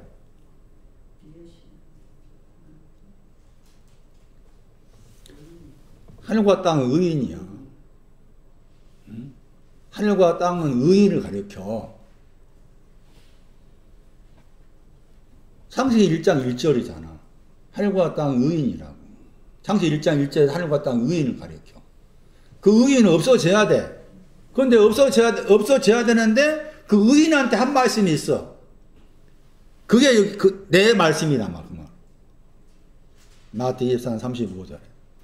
앞에 하늘과 땅은 의인을 가리킨다. 의인의 신앙은 없어져야 된다. 그 말이고. 그 의인들한테 하신 말씀이 있죠. 그게 내 말씀들이다. 의인들한테 하신 말씀이 있어. 그 하늘과 땅한테 한 말이 있어. 그 말이. 하늘과 땅한테 한 말은 없어져야 돼. 없어지지 않아야 돼. 결단코 없어지면 안 돼. 하늘과 땅한테 한 말씀이 있는데 그 말씀은 결단코 없어지지 않아. 없어지면 안 돼. 다시. 하늘과 땅이 뭐냐? 의인을 가리킨다. 제가 의인 가리키는 증거를 제가 다음 주에 설교할 때 말씀 줄 테니까 줄여가지고 의인을 가리킨다. 의인의 신앙 없어. 지나가야 돼. 지나가는데 의인한테 하는 말씀은 없어지면 안 돼. 그 의인한테 뭘 말했냐? 하늘이 의인한테 뭘 말했냐? 샤마해라. 에? 들어보셨나? 에? 땅한테 뭘 말했나? 길해라 했잖아. 그걸 말해. 그러니까 기뻐하고 즐거워하고 기뻐하는 거 그 말씀 없어지면 안 돼. 이 말이야. 이 말씀은. 에? 이 말씀이 그런 뜻이라고. 근데 앞에 말씀에 의하면은 또 결단코 없어지지 않을 거 있어. 24장 34절 말씀에. 뭐가 결단코 없어지면 안 돼. 똑같이 나오죠. 마태 24장 36절에 결당, 우리 번역은 그냥 없어지지 아니하나 번역했지만 달리 번역한다면 둘 다 부정어야. 그러니까 결단코 없어지지 않는다 이렇게 번역할 수 있어요. 똑같이 나오잖아. 24장 34절 똑같이 나오죠? 세대입니다. 세대도 결단코 없어지지 않는다 그러죠. 세대에 대한 것도 결단코 없어지면 안 돼. 앞에서 말했죠? 그리고 24장 35절 말씀에는 나의 말씀들도 결단코 없어지지 않는다 그랬죠. 그럼 세대가 없어지지 않는다고 했을 때 세대가 뭐가 세대라겠어요? 그런 뜻이었죠. 믿음이 없습니다. 폐역합니다. 이것은 내 안에서 없어지면 안 돼. 가지고 있어야 돼. 그 말입니다. 가지고 있어야 돼. 뭐 할 때까지? 다 모든 거 다 이루어질 때까지, 응? 그 세대가 다 정리될 때까지 나는 믿음이 없습니다. 나는 가늠합니다. 가지고 있어야 한다. 그 말이지 이 말씀은. 그리고 나서 이제 나의 말씀들은 지금 하늘한테 땅한테 한 말씀이다. 기뻐하고 즐거워해라. 이 말씀도 없어지지 않아. 그리고서 24장 35절 말씀에 번역이 안 됐잖아. 대가 나와. 그러나 하늘과 땅은 의인은 없어지지만 그러나 그 의인들한테 한 말인 즐거워해라 기뻐해라 그러나 말한 그 나의 말씀은 결단코 없어지지 않는다. 이해돼서 여기까지? 그 다음에 36절 말씀에 또 그러나가 나와요. 그러나 그 날과 그 시간, 저 날과 저 시간, 때가 시간이에요. 저 날과 저 시간. 자, 그러면 여기 말씀에서 24장 36절 말씀에 저 날과 저 시간은 뭐겠어요? 손나니. 뭐가 저 날과 저 시간일까? 우리 번역 그 날이라겠네. 그가 영어로 말하면 대시야. 그러니까 정확한 번역 대시 저가 돼야 돼. 저 날과 때가 시간이나 저 날과 시간은 뭘 말할까? 응? 뭘 말하는 거예요 지금? 다시 보셔. 24장 35절 보세요. 하늘과 땅은 없어져야 돼. 의인은 없어져야 돼. 그러나 의인한테 한 말, 하늘한테 한 말, 하늘의 의인한테 한 말, 사마해라, 즐거워해라. 의인은 땅한테 한 말, 기뻐해라. 그 말씀은, 그러나 그 말씀들은 결단코 없어지지 않아. 결단 없어지지 않는다. 그 말은 뭐예요? 내가 의인한테 기뻐하고 즐거워하라 말씀했기 때문에 그 기뻐하고 즐거워하고 말씀한 그 말을 내가 보장하겠다. 이루어질 때까지. 그 말이잖아요? 그 말 한 다음에 36절 말씀에 그러나 그 날과 저 시간에 대해서는 아무도 모른다. 그러면 여기 말씀에서 저 날과 그 시간이 뭐냐 그 말이지. 뭐가 저 날과 저 시간이에요? 나의 말씀들이야. 나의 말씀들. 나의 말씀들과 관계된 저 날. 거기 따지면 앞에서 이제 하늘을 말했으니까 사마의 신앙이 온 날. 에? 그 말이고. 뒤에 시간. 길의 신앙이 온 시간을 말하. 그 언제 올지 모른다 그 말이야 지금. 사마의 신앙과 관계된 내용이 즐거워라 관계된 그 신앙의 과정이 있는데 그 과정에 관한 그 결과에 대한 날. 그리고 이 헬라어로 이 날이라는 단어가 길들인단 말이었습니다. 길들여지다. 또 앉아있다 뜻이 있어요. 헬라어로 날이라는 단어가. 그리고 또 판단. 날이라는 단어 속에는 판단의 의미가 있고 재판의 뜻도 들어있어요. 그러니까 이 날이 우리가 알고 있는 이 날이 아닌 거다 그 말이에요. 제 말은. 예? 예수님이 오시는 날 그 말이 아니라 그 말. 단어 자체만 봐도 앉아있다 뜻이 있고 길들여 있다 뜻이 있고 재판, 판단 그런 뜻이 들은 단어인데 시간은 즉석에 뭐 즉각 그런 뜻도 들어있고 계절의 뜻도 들어있고 이 단어와 관계된 단어가 뭔가 하면은 복음을 전하는 발들이여 뭐하나 그랬어요. 로마서 10장 말씀. 로마서 10장 15절. 복음을 전하는 발들이여 아름답다가 이 시간 관계돼. 아름답다 하는 그 단어가 시간에서 왔어. 그러니까 이 시간은 우리가 알고 있는 시간이 아니라 그 말이요. 제발 좀 속지 마. 에? 그러면은 이제 이것은 막 예수님의 재림 관계가 예수님의 재림하실 날, 예수님의 재림하실 시간을 막 말하면 사람들이 막 무섭고 두렵고 떨려서 와 그러자. 그럴 필요가 없어. 다시 정리. 저 날은 기뻐해야 될 날. 저 시간은 길. 번역할 땐 즐겁다, 기쁘다, 크게 번역합니다. 장난. 즐거워하는 그 날의 내용은 즐거워하는 거. 그러니까 시간과 날은 앞에 있는 말씀들을 말한 거다. 저 말씀들이 나에게 이루어지는 것으로서 날과 시간을 말한 거다. 그러면 왜 하늘의 천사들은 알지 못할까? 왜 몰라? 선나니? 하늘의 신을 왜 모를까? 아직도 홍마가 있고 흑마가 있어. 백마도 있지만 아직도 얼음지가 정리 못했어 이 말이야.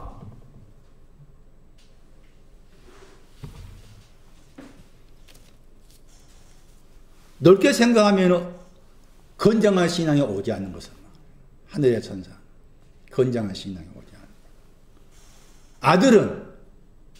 아들 그러니까 또 이 아들이 예수님을 생각해. 전혀 그런 말이 아니에요.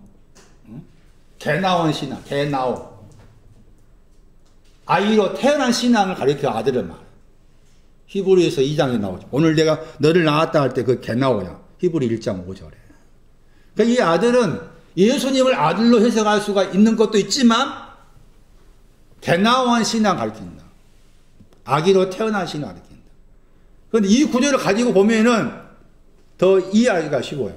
거기 말씀에 지금 아주 중요한 내용을 설명합니다. 다른 교회에서는 전날과 저 시간이 다 예수님의 재림이야. 틀렸다. 속지 마라 제발. 그걸 제가 강조하고 있는 거예요. 우대라는 저 두 단어입니다.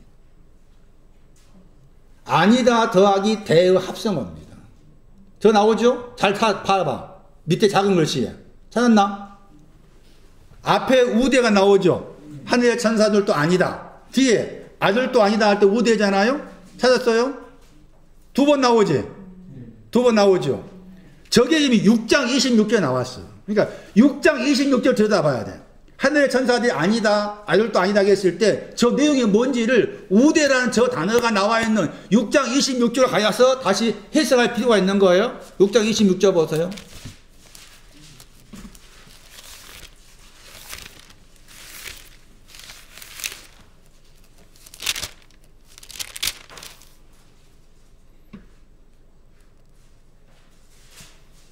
거두지도 않는다. 그 우대죠. 찾았어요? 표시해 놓으세요. 거두지도 않는다. 우대. 그 다음에 참고에 뭐가 들지 않는다. 그 우대 나오죠. 거기 나와야죠. 우대 두 번 나오잖아요. 그게 그대로 옮겨야 돼. 마태 24장 36절로 그대로 옮겨야 돼. 자, 그럼 다시 이제 마태 24장 36절 옆에 놓고 6장 거기 26절 옆에 놓고 보세요. 하늘의 천사는 어떤 신앙이라? 어떤 신앙이니까 저 날과 저 시간 알지를 못해? 어떤 신앙이니까? 그렇죠. 거두어진 추수의 신앙이 없는 거지. 추수의 신앙. 말로 말하면 끄트머리 말, 건장한 말의 신앙이 없는 거야. 건장한 말의 신앙을 가지고 있지 않기 때문에 저 날과 저 시간을 알지를 못한단 말이고. 아들의 신앙 어떤 신앙이에요? 창고에 뭐가 드리는 거에 대한 창고에 뭐가 드려야 되는데 아직 창고에 뭐가 드리지 않았어. 아들의 신앙이. 이 창고에 모아드는 신앙이 뭔 거예요? 알곡의 신앙이에요. 알곡의 신앙이 아직 오질 않았기 때문에 그 아들은 알지, 전하고 저 시간을 말씀의 날과 말씀의 시간을 알지를 못해. 알곡의 신앙 오지 않아서. 알곡의 신앙은 타작마당이 깨끗게 된 신앙을 말해요. 알곡의 신앙. 타작마당을 깨끗게 되었을 때 그게 알곡이라. 그래서 6장 26절 말씀에 아니다 번역되는 저 우대라는 저 단어를 가지고서 마태 24장 36절을 봐야 된다. 그러므로 하늘의 천사들 아들은 우리가 알고 개념의 의미가 아니다. 여전히 하늘에 속해 있다. 신분은 꾼이지만 근데 그게 추수가 안 된 아들과 함께된 저 표현은 알곡의 신앙이 아직 안 돼 있기 때문에, 안 돼 있다. 안 돼 있는 가운데 있기 때문에 말씀과 관계된 날과 시간을 알 수가 없다. 아버지는 당연히 아버지만은 알고 있는 거지. 아버지만은 나에게 하늘과 땅이 지나간 사람에게 있어서 기뻐하고 즐거워하는 날과 시간에 대해서 아버지는 아신다. 이런 개념이다. 그렇게 말씀하신 다음에 24장 37절에 말씀하기를 또 왜냐하면 붙여놨어. 찾았어요? 마태 24장 37절. 찾았어요? 밑에 작은 글씨로 알란트 번역 가로 나오잖아. 저 가로가 왜냐하면요. 왜냐하면이나 저 24장 37절 말씀은 다시 26절을 또 풀어놓은 거예요. 그 풀어놓았다고 했을 때 24장을 마태가 생각했을 때 24장은 36절 말씀에 날이 나왔잖아요. 손라인 찾았나? 날이 나왔잖아. 저 날 했잖아요. 저 날 했죠. 그 날이 단수잖아요. 저 날 했죠. 날이 단수죠. 제가 생각했을 때 마태가 생각하기를 시간을 무슨 제껴놓고라도 저 날을 알지 못한다. 하늘의 천사들도 아들도 알지 못한다. 이렇게 썼잖아요.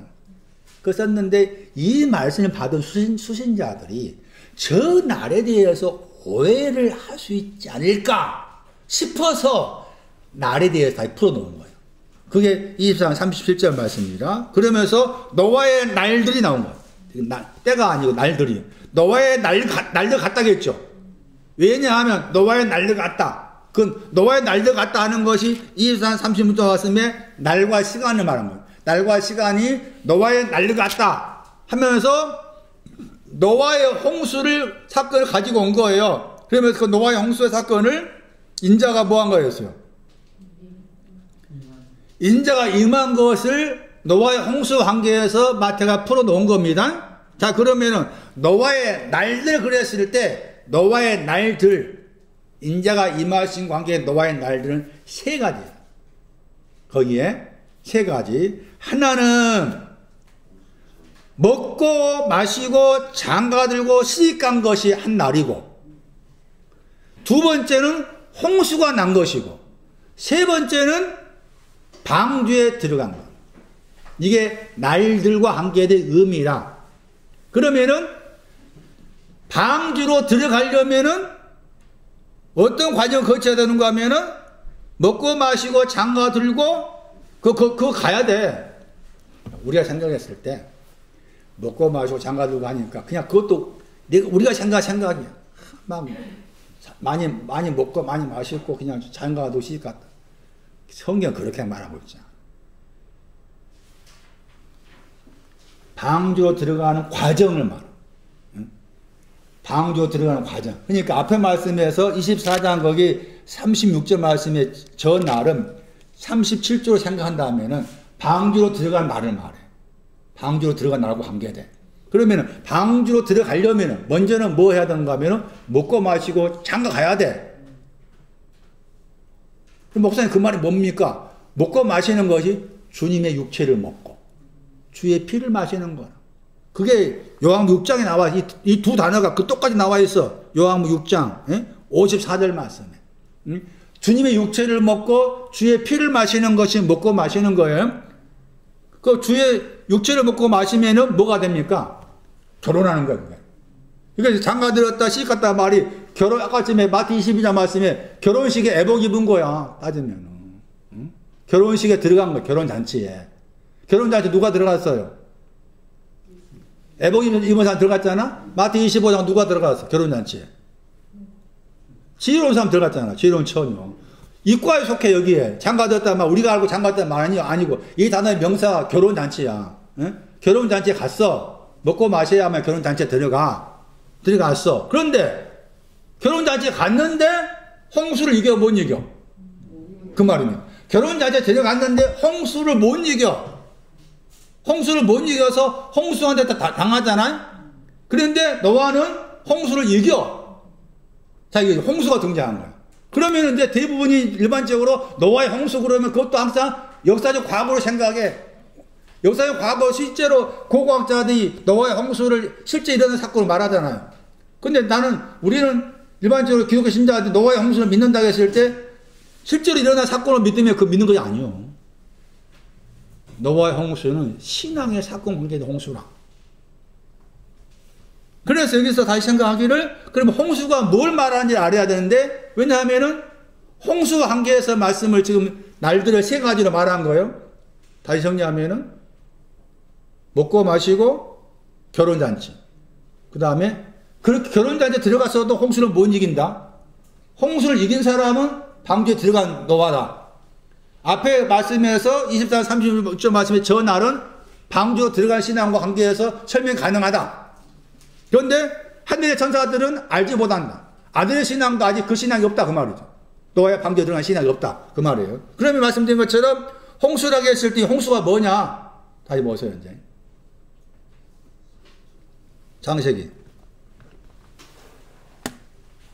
7장 17절. 창세기 7장 17절.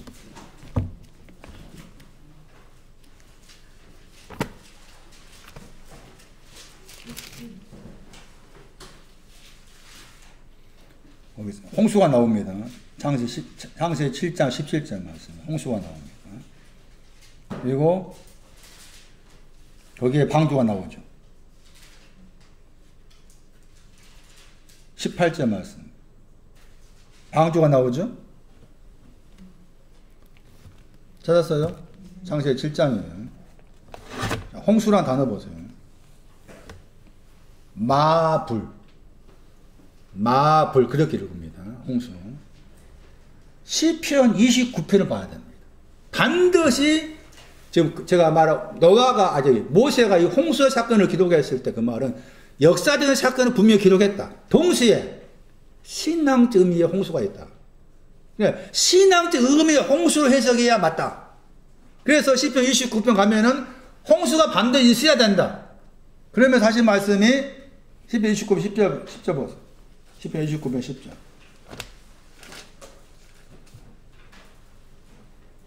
여호와께서 홍수를 향하여, 때라면 홍수를 향하여, 여호와께서 홍수를 향해서 앉아 계십니다. 시편 29편 10절. 여호와께서 앉아 계시는데 영원토록 숨겨진 것을 향해서 왕으로서 앉아 계십니다. 왕으로서 앉아 계신다. 저 왕으로 앉아 계신 것이 루아의 신앙입니다. 테도와의 신앙입니다. 자, 홍수를 향해 여호와께서 앉아 계신다겠죠? 앉아 계시다는 저 단어가 주로 보호자에 앉다 할 때 많이 사용하는 단어입니다. 그러니까 지금 내 안에 그 말이죠. 내 안에 홍수가 있었을 때 그 말입니다. 내 안에 홍수가 있었을 때 여호와는 홍수가 있는 나를 향해서 뭐 하신다? 앉아있다. 그런 말입니다. 그러니까 홍수가 있어야 돼요? 없어야 돼요? 반드시 홍수가 있어야 됩니다. 겉의 홍수가 아니로 이미 겉의 홍수는 이미 지나갔고 신앙적 의미의 홍수는 반드시 내 안에 있어야 돼. 내 안에 있어야 아마 저분이 왕으로서 내 안에 앉으러 오셔. 홍수가 없으면 왕으로서 오지를 않아. 그 문제는 뭐냐면 이 홍수가 뭐냐 그 말이에요. 신앙적 의미에서 홍수가 뭐냐. 이 단어가 인도하다입니다. 동사가. 그런데 인도하다 했을 때 긍정의 인도하심이 있고 부정의 인도하심이 있는데 여기서는 부정의 인도하심입니다. 욥기서입니다. 욥기서 21장입니다. 홍수가 뭐냐? 욥기서 21장.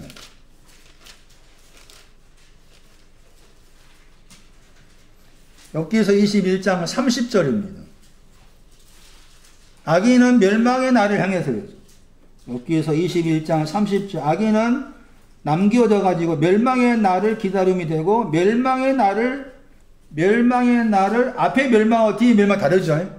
욥기에서 21장 30절 말씀에 앞에 있는 멸망하고 뒤에 있는 멸망이 다릅니다.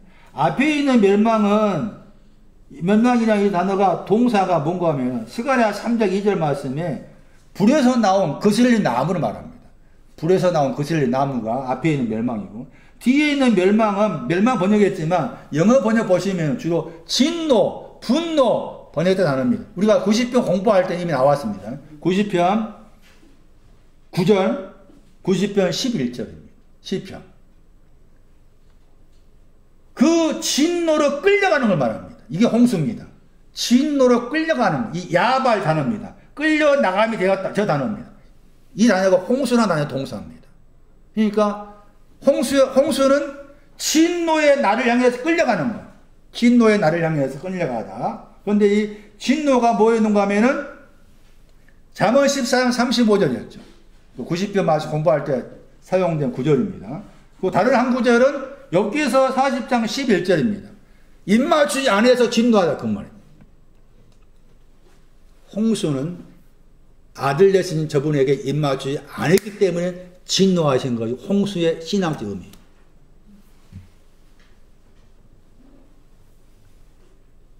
방주 들어간 것은 그걸 다 끝냈기 때문에 들어간 거예요.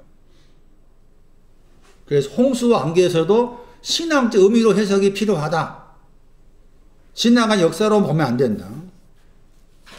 인자의 임하심은 결국 인자 임하심은 먹고 마시고 장가 드는 거 거기도 따지면 임하심이죠. 따지면. 근데 그게 이제 임하심의 큰 징조죠. 징조. 그 다음에 홍수도 임하심의 징조죠. 아들의 임하심은 방주에 들어가는 거예요. 방주에 들어가신 것이 아들의 임하심이고. 그래서 마태가 홍수의 사건을 가지고 와가지고 마태 24장 36절 말씀에 저 날에 대해서 오해를 할 수가 있으니까 오해를 어느 정도 해소해 주기 위해서 왜냐하면 노아의 날도 이렇다 하다면서 노아의 날도 관계는 홍수 사건을 가지고 와서 날에 대해서 설명해 주고 있는 거예요.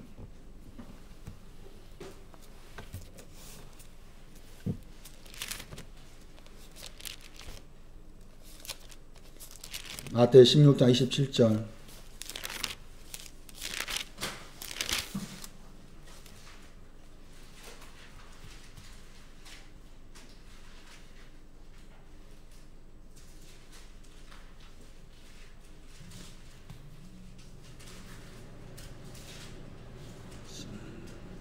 다니엘 7장 13절, 시편 80편 18절. 시편 80편 18절 말씀의 인자는 아마츠입니다. 아예 외워야 됩니다. 구절. 시편 80편 18절에서 인자는 아마츠입니다. 아마츠. 다니엘서 7장 13절은 바르입니다. 아들이. 바르한테 입맞춰라. 시편 2편 12절에 나오는 바르입니다. 그러니까 인자라는 저 용어가 인자라 했을 때 사람이 들어갔잖아요. 그 사람이 용어가 다르죠. 시편 80편에서는 벤, 아들을 말하고 다니엘서 7장에서 바르를 말합니다. 용어가 다른데 헬라는 같아요. 그러니까 사람이 아들 그랬을 때는 다니엘 7장 13절하고 그 다음에 시편 80편 18절을 봐야 되는데 인자가 오신다는 표현을 사용했을 때는 다니엘 7장이 무게가 됐죠. 다니엘서 7장 13절 말씀이 인자가 오신다고 했을 때 무게중이 거기에 있습니다. 그러면 거기에서 이 사람은 뭐였습니까? 에노시였죠. 약하다. 약한 사람을 아들에게 만들기 위해서 오신다. 이런 개념이라겠죠. 여기 말씀에서 인자의 신부름꾼들과 함께 그랬죠. 그의 아버지의 영광 안에. 이 신부름꾼의 신앙이 아버지 영광 안에 있는 거예요. 그리고 지금 아들과 함께 있는 신앙이 신부름꾼입니다. 이 구절에 의하면. 마태 16장 27절에. 다른 구절도 있었어요. 한 구절도 보고 마치겠습니다.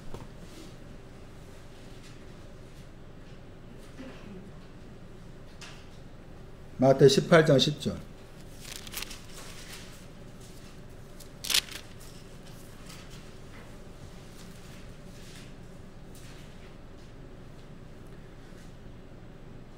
마태 18장 10절 말씀에 보면 소자가 나오죠.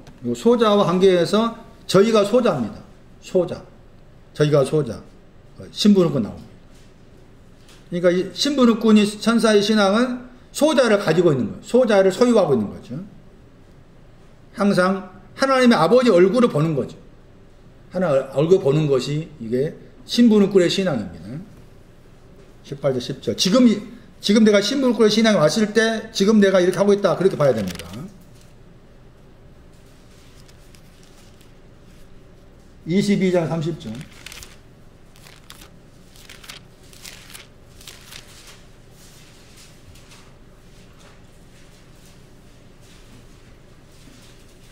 부활 안에 있다는 건 뭐, 부활 안에 있는 것이 뭐냐?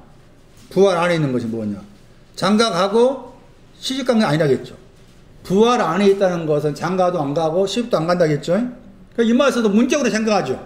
전혀 그런 뜻이 아닙니다. 여기에서는 아니다 단어가 다른 단어죠. 아까 전에 마태 24장 말씀에서는 하늘의 천사들하고 아들이 아니다 했어요. 우대였잖아요. 여기는 우태입니다. 다 보세요. 여기에서 장가한 것은 우태라는 저 단어를 가지고 설명해야 돼요. 6장 20절에. 장가하고 시집 가다 했을 때 저 내용이 뭐냐? 마태 6장 20절.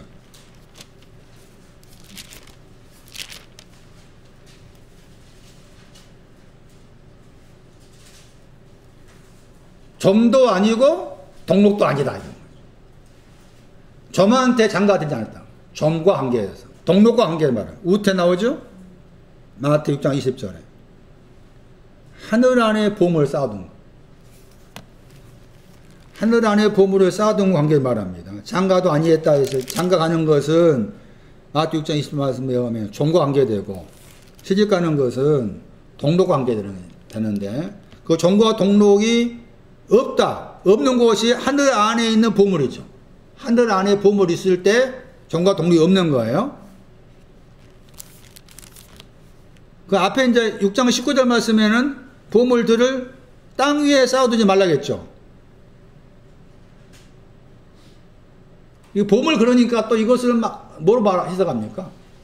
헌금. 헌금이 보물이 아닙니다. 그 땅 위라니까 그 땅 위가 뭡니까? 땅 위. 죄들이 있습니다. 마태복음 말씀에. 마태복음 나왔었잖아요? 다른 곳에 참고하면은 마태복음 9장 6절 말씀에 땅 위는 죄들이 있는 곳입니다. 죄들, 그러니까 땅 위란 말은 죄들 사함이 필요한 곳이에요. 그렇게 먼저 해석해야 됩니다. 땅 위는 죄들 사함이 필요해요.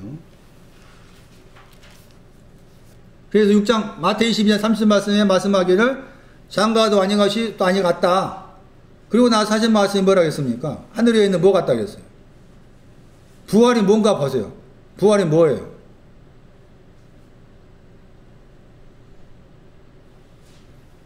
마태 22장 30절. 부활 안에 있다는 말이 무슨 말인가? 부활 안에 있다? 부활 때가 아닙니다. 내가 부활 안에 있다는 말은 앞에 뭐 장가도 가고 장가도 아니 갔다 시가 아니 갔다 빼버리고 생각하면 부활 안에 있는 것은 뭐라고 해요? 천사 심부름꾼 같다 했잖아. 심부름꾼의 신학이 어디에 있는 거예요? 문관사. 심부름꾼의 신학 어디에서 지금? 헤헤.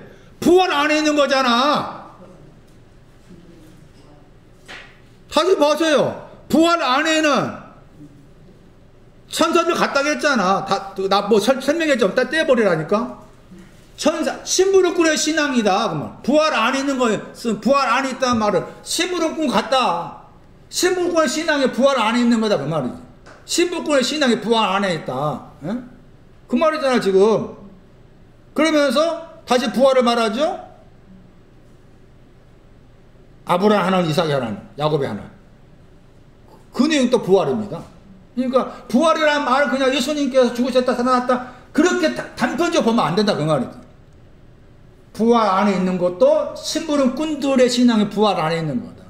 부활 안에 있는 신앙이 심부름꾼이다. 심부름꾼이다. 하늘 안에 있는 심부름꾼들이다.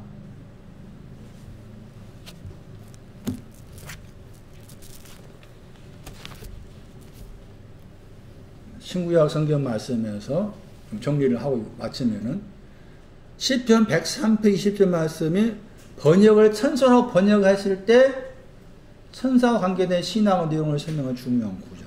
104편 4절, 시가랴 6장 5절, 마태 24장 말씀도 중요했잖아요. 하늘의 네 방을 가지고 나팔소를 가지고 택하신 자들을 모으는 그것이 신부름꾼을 인자의 신부름꾼을 보낸 일이에요. 그 누구나 다 하나님 앞에서 신부름꾼이 돼야 돼요. 그 신부름꾼의 모델 가운데 한 사람이 이제 요한이었죠. 요한한테 그 사자라는 단어의 영어 번역이 메신저. 메신저로 번역해야 될 것을 다 엔젤로 하다 보니까 스스로 생각하기를 영적인 존재로만 생각해왔다. 아니다. 내 자신이 신부름꾼이 돼야 된다. 신부름꾼이 된 너희여 여호와를, 반석인 여호와를 축복해라. 이 영혼 안에서.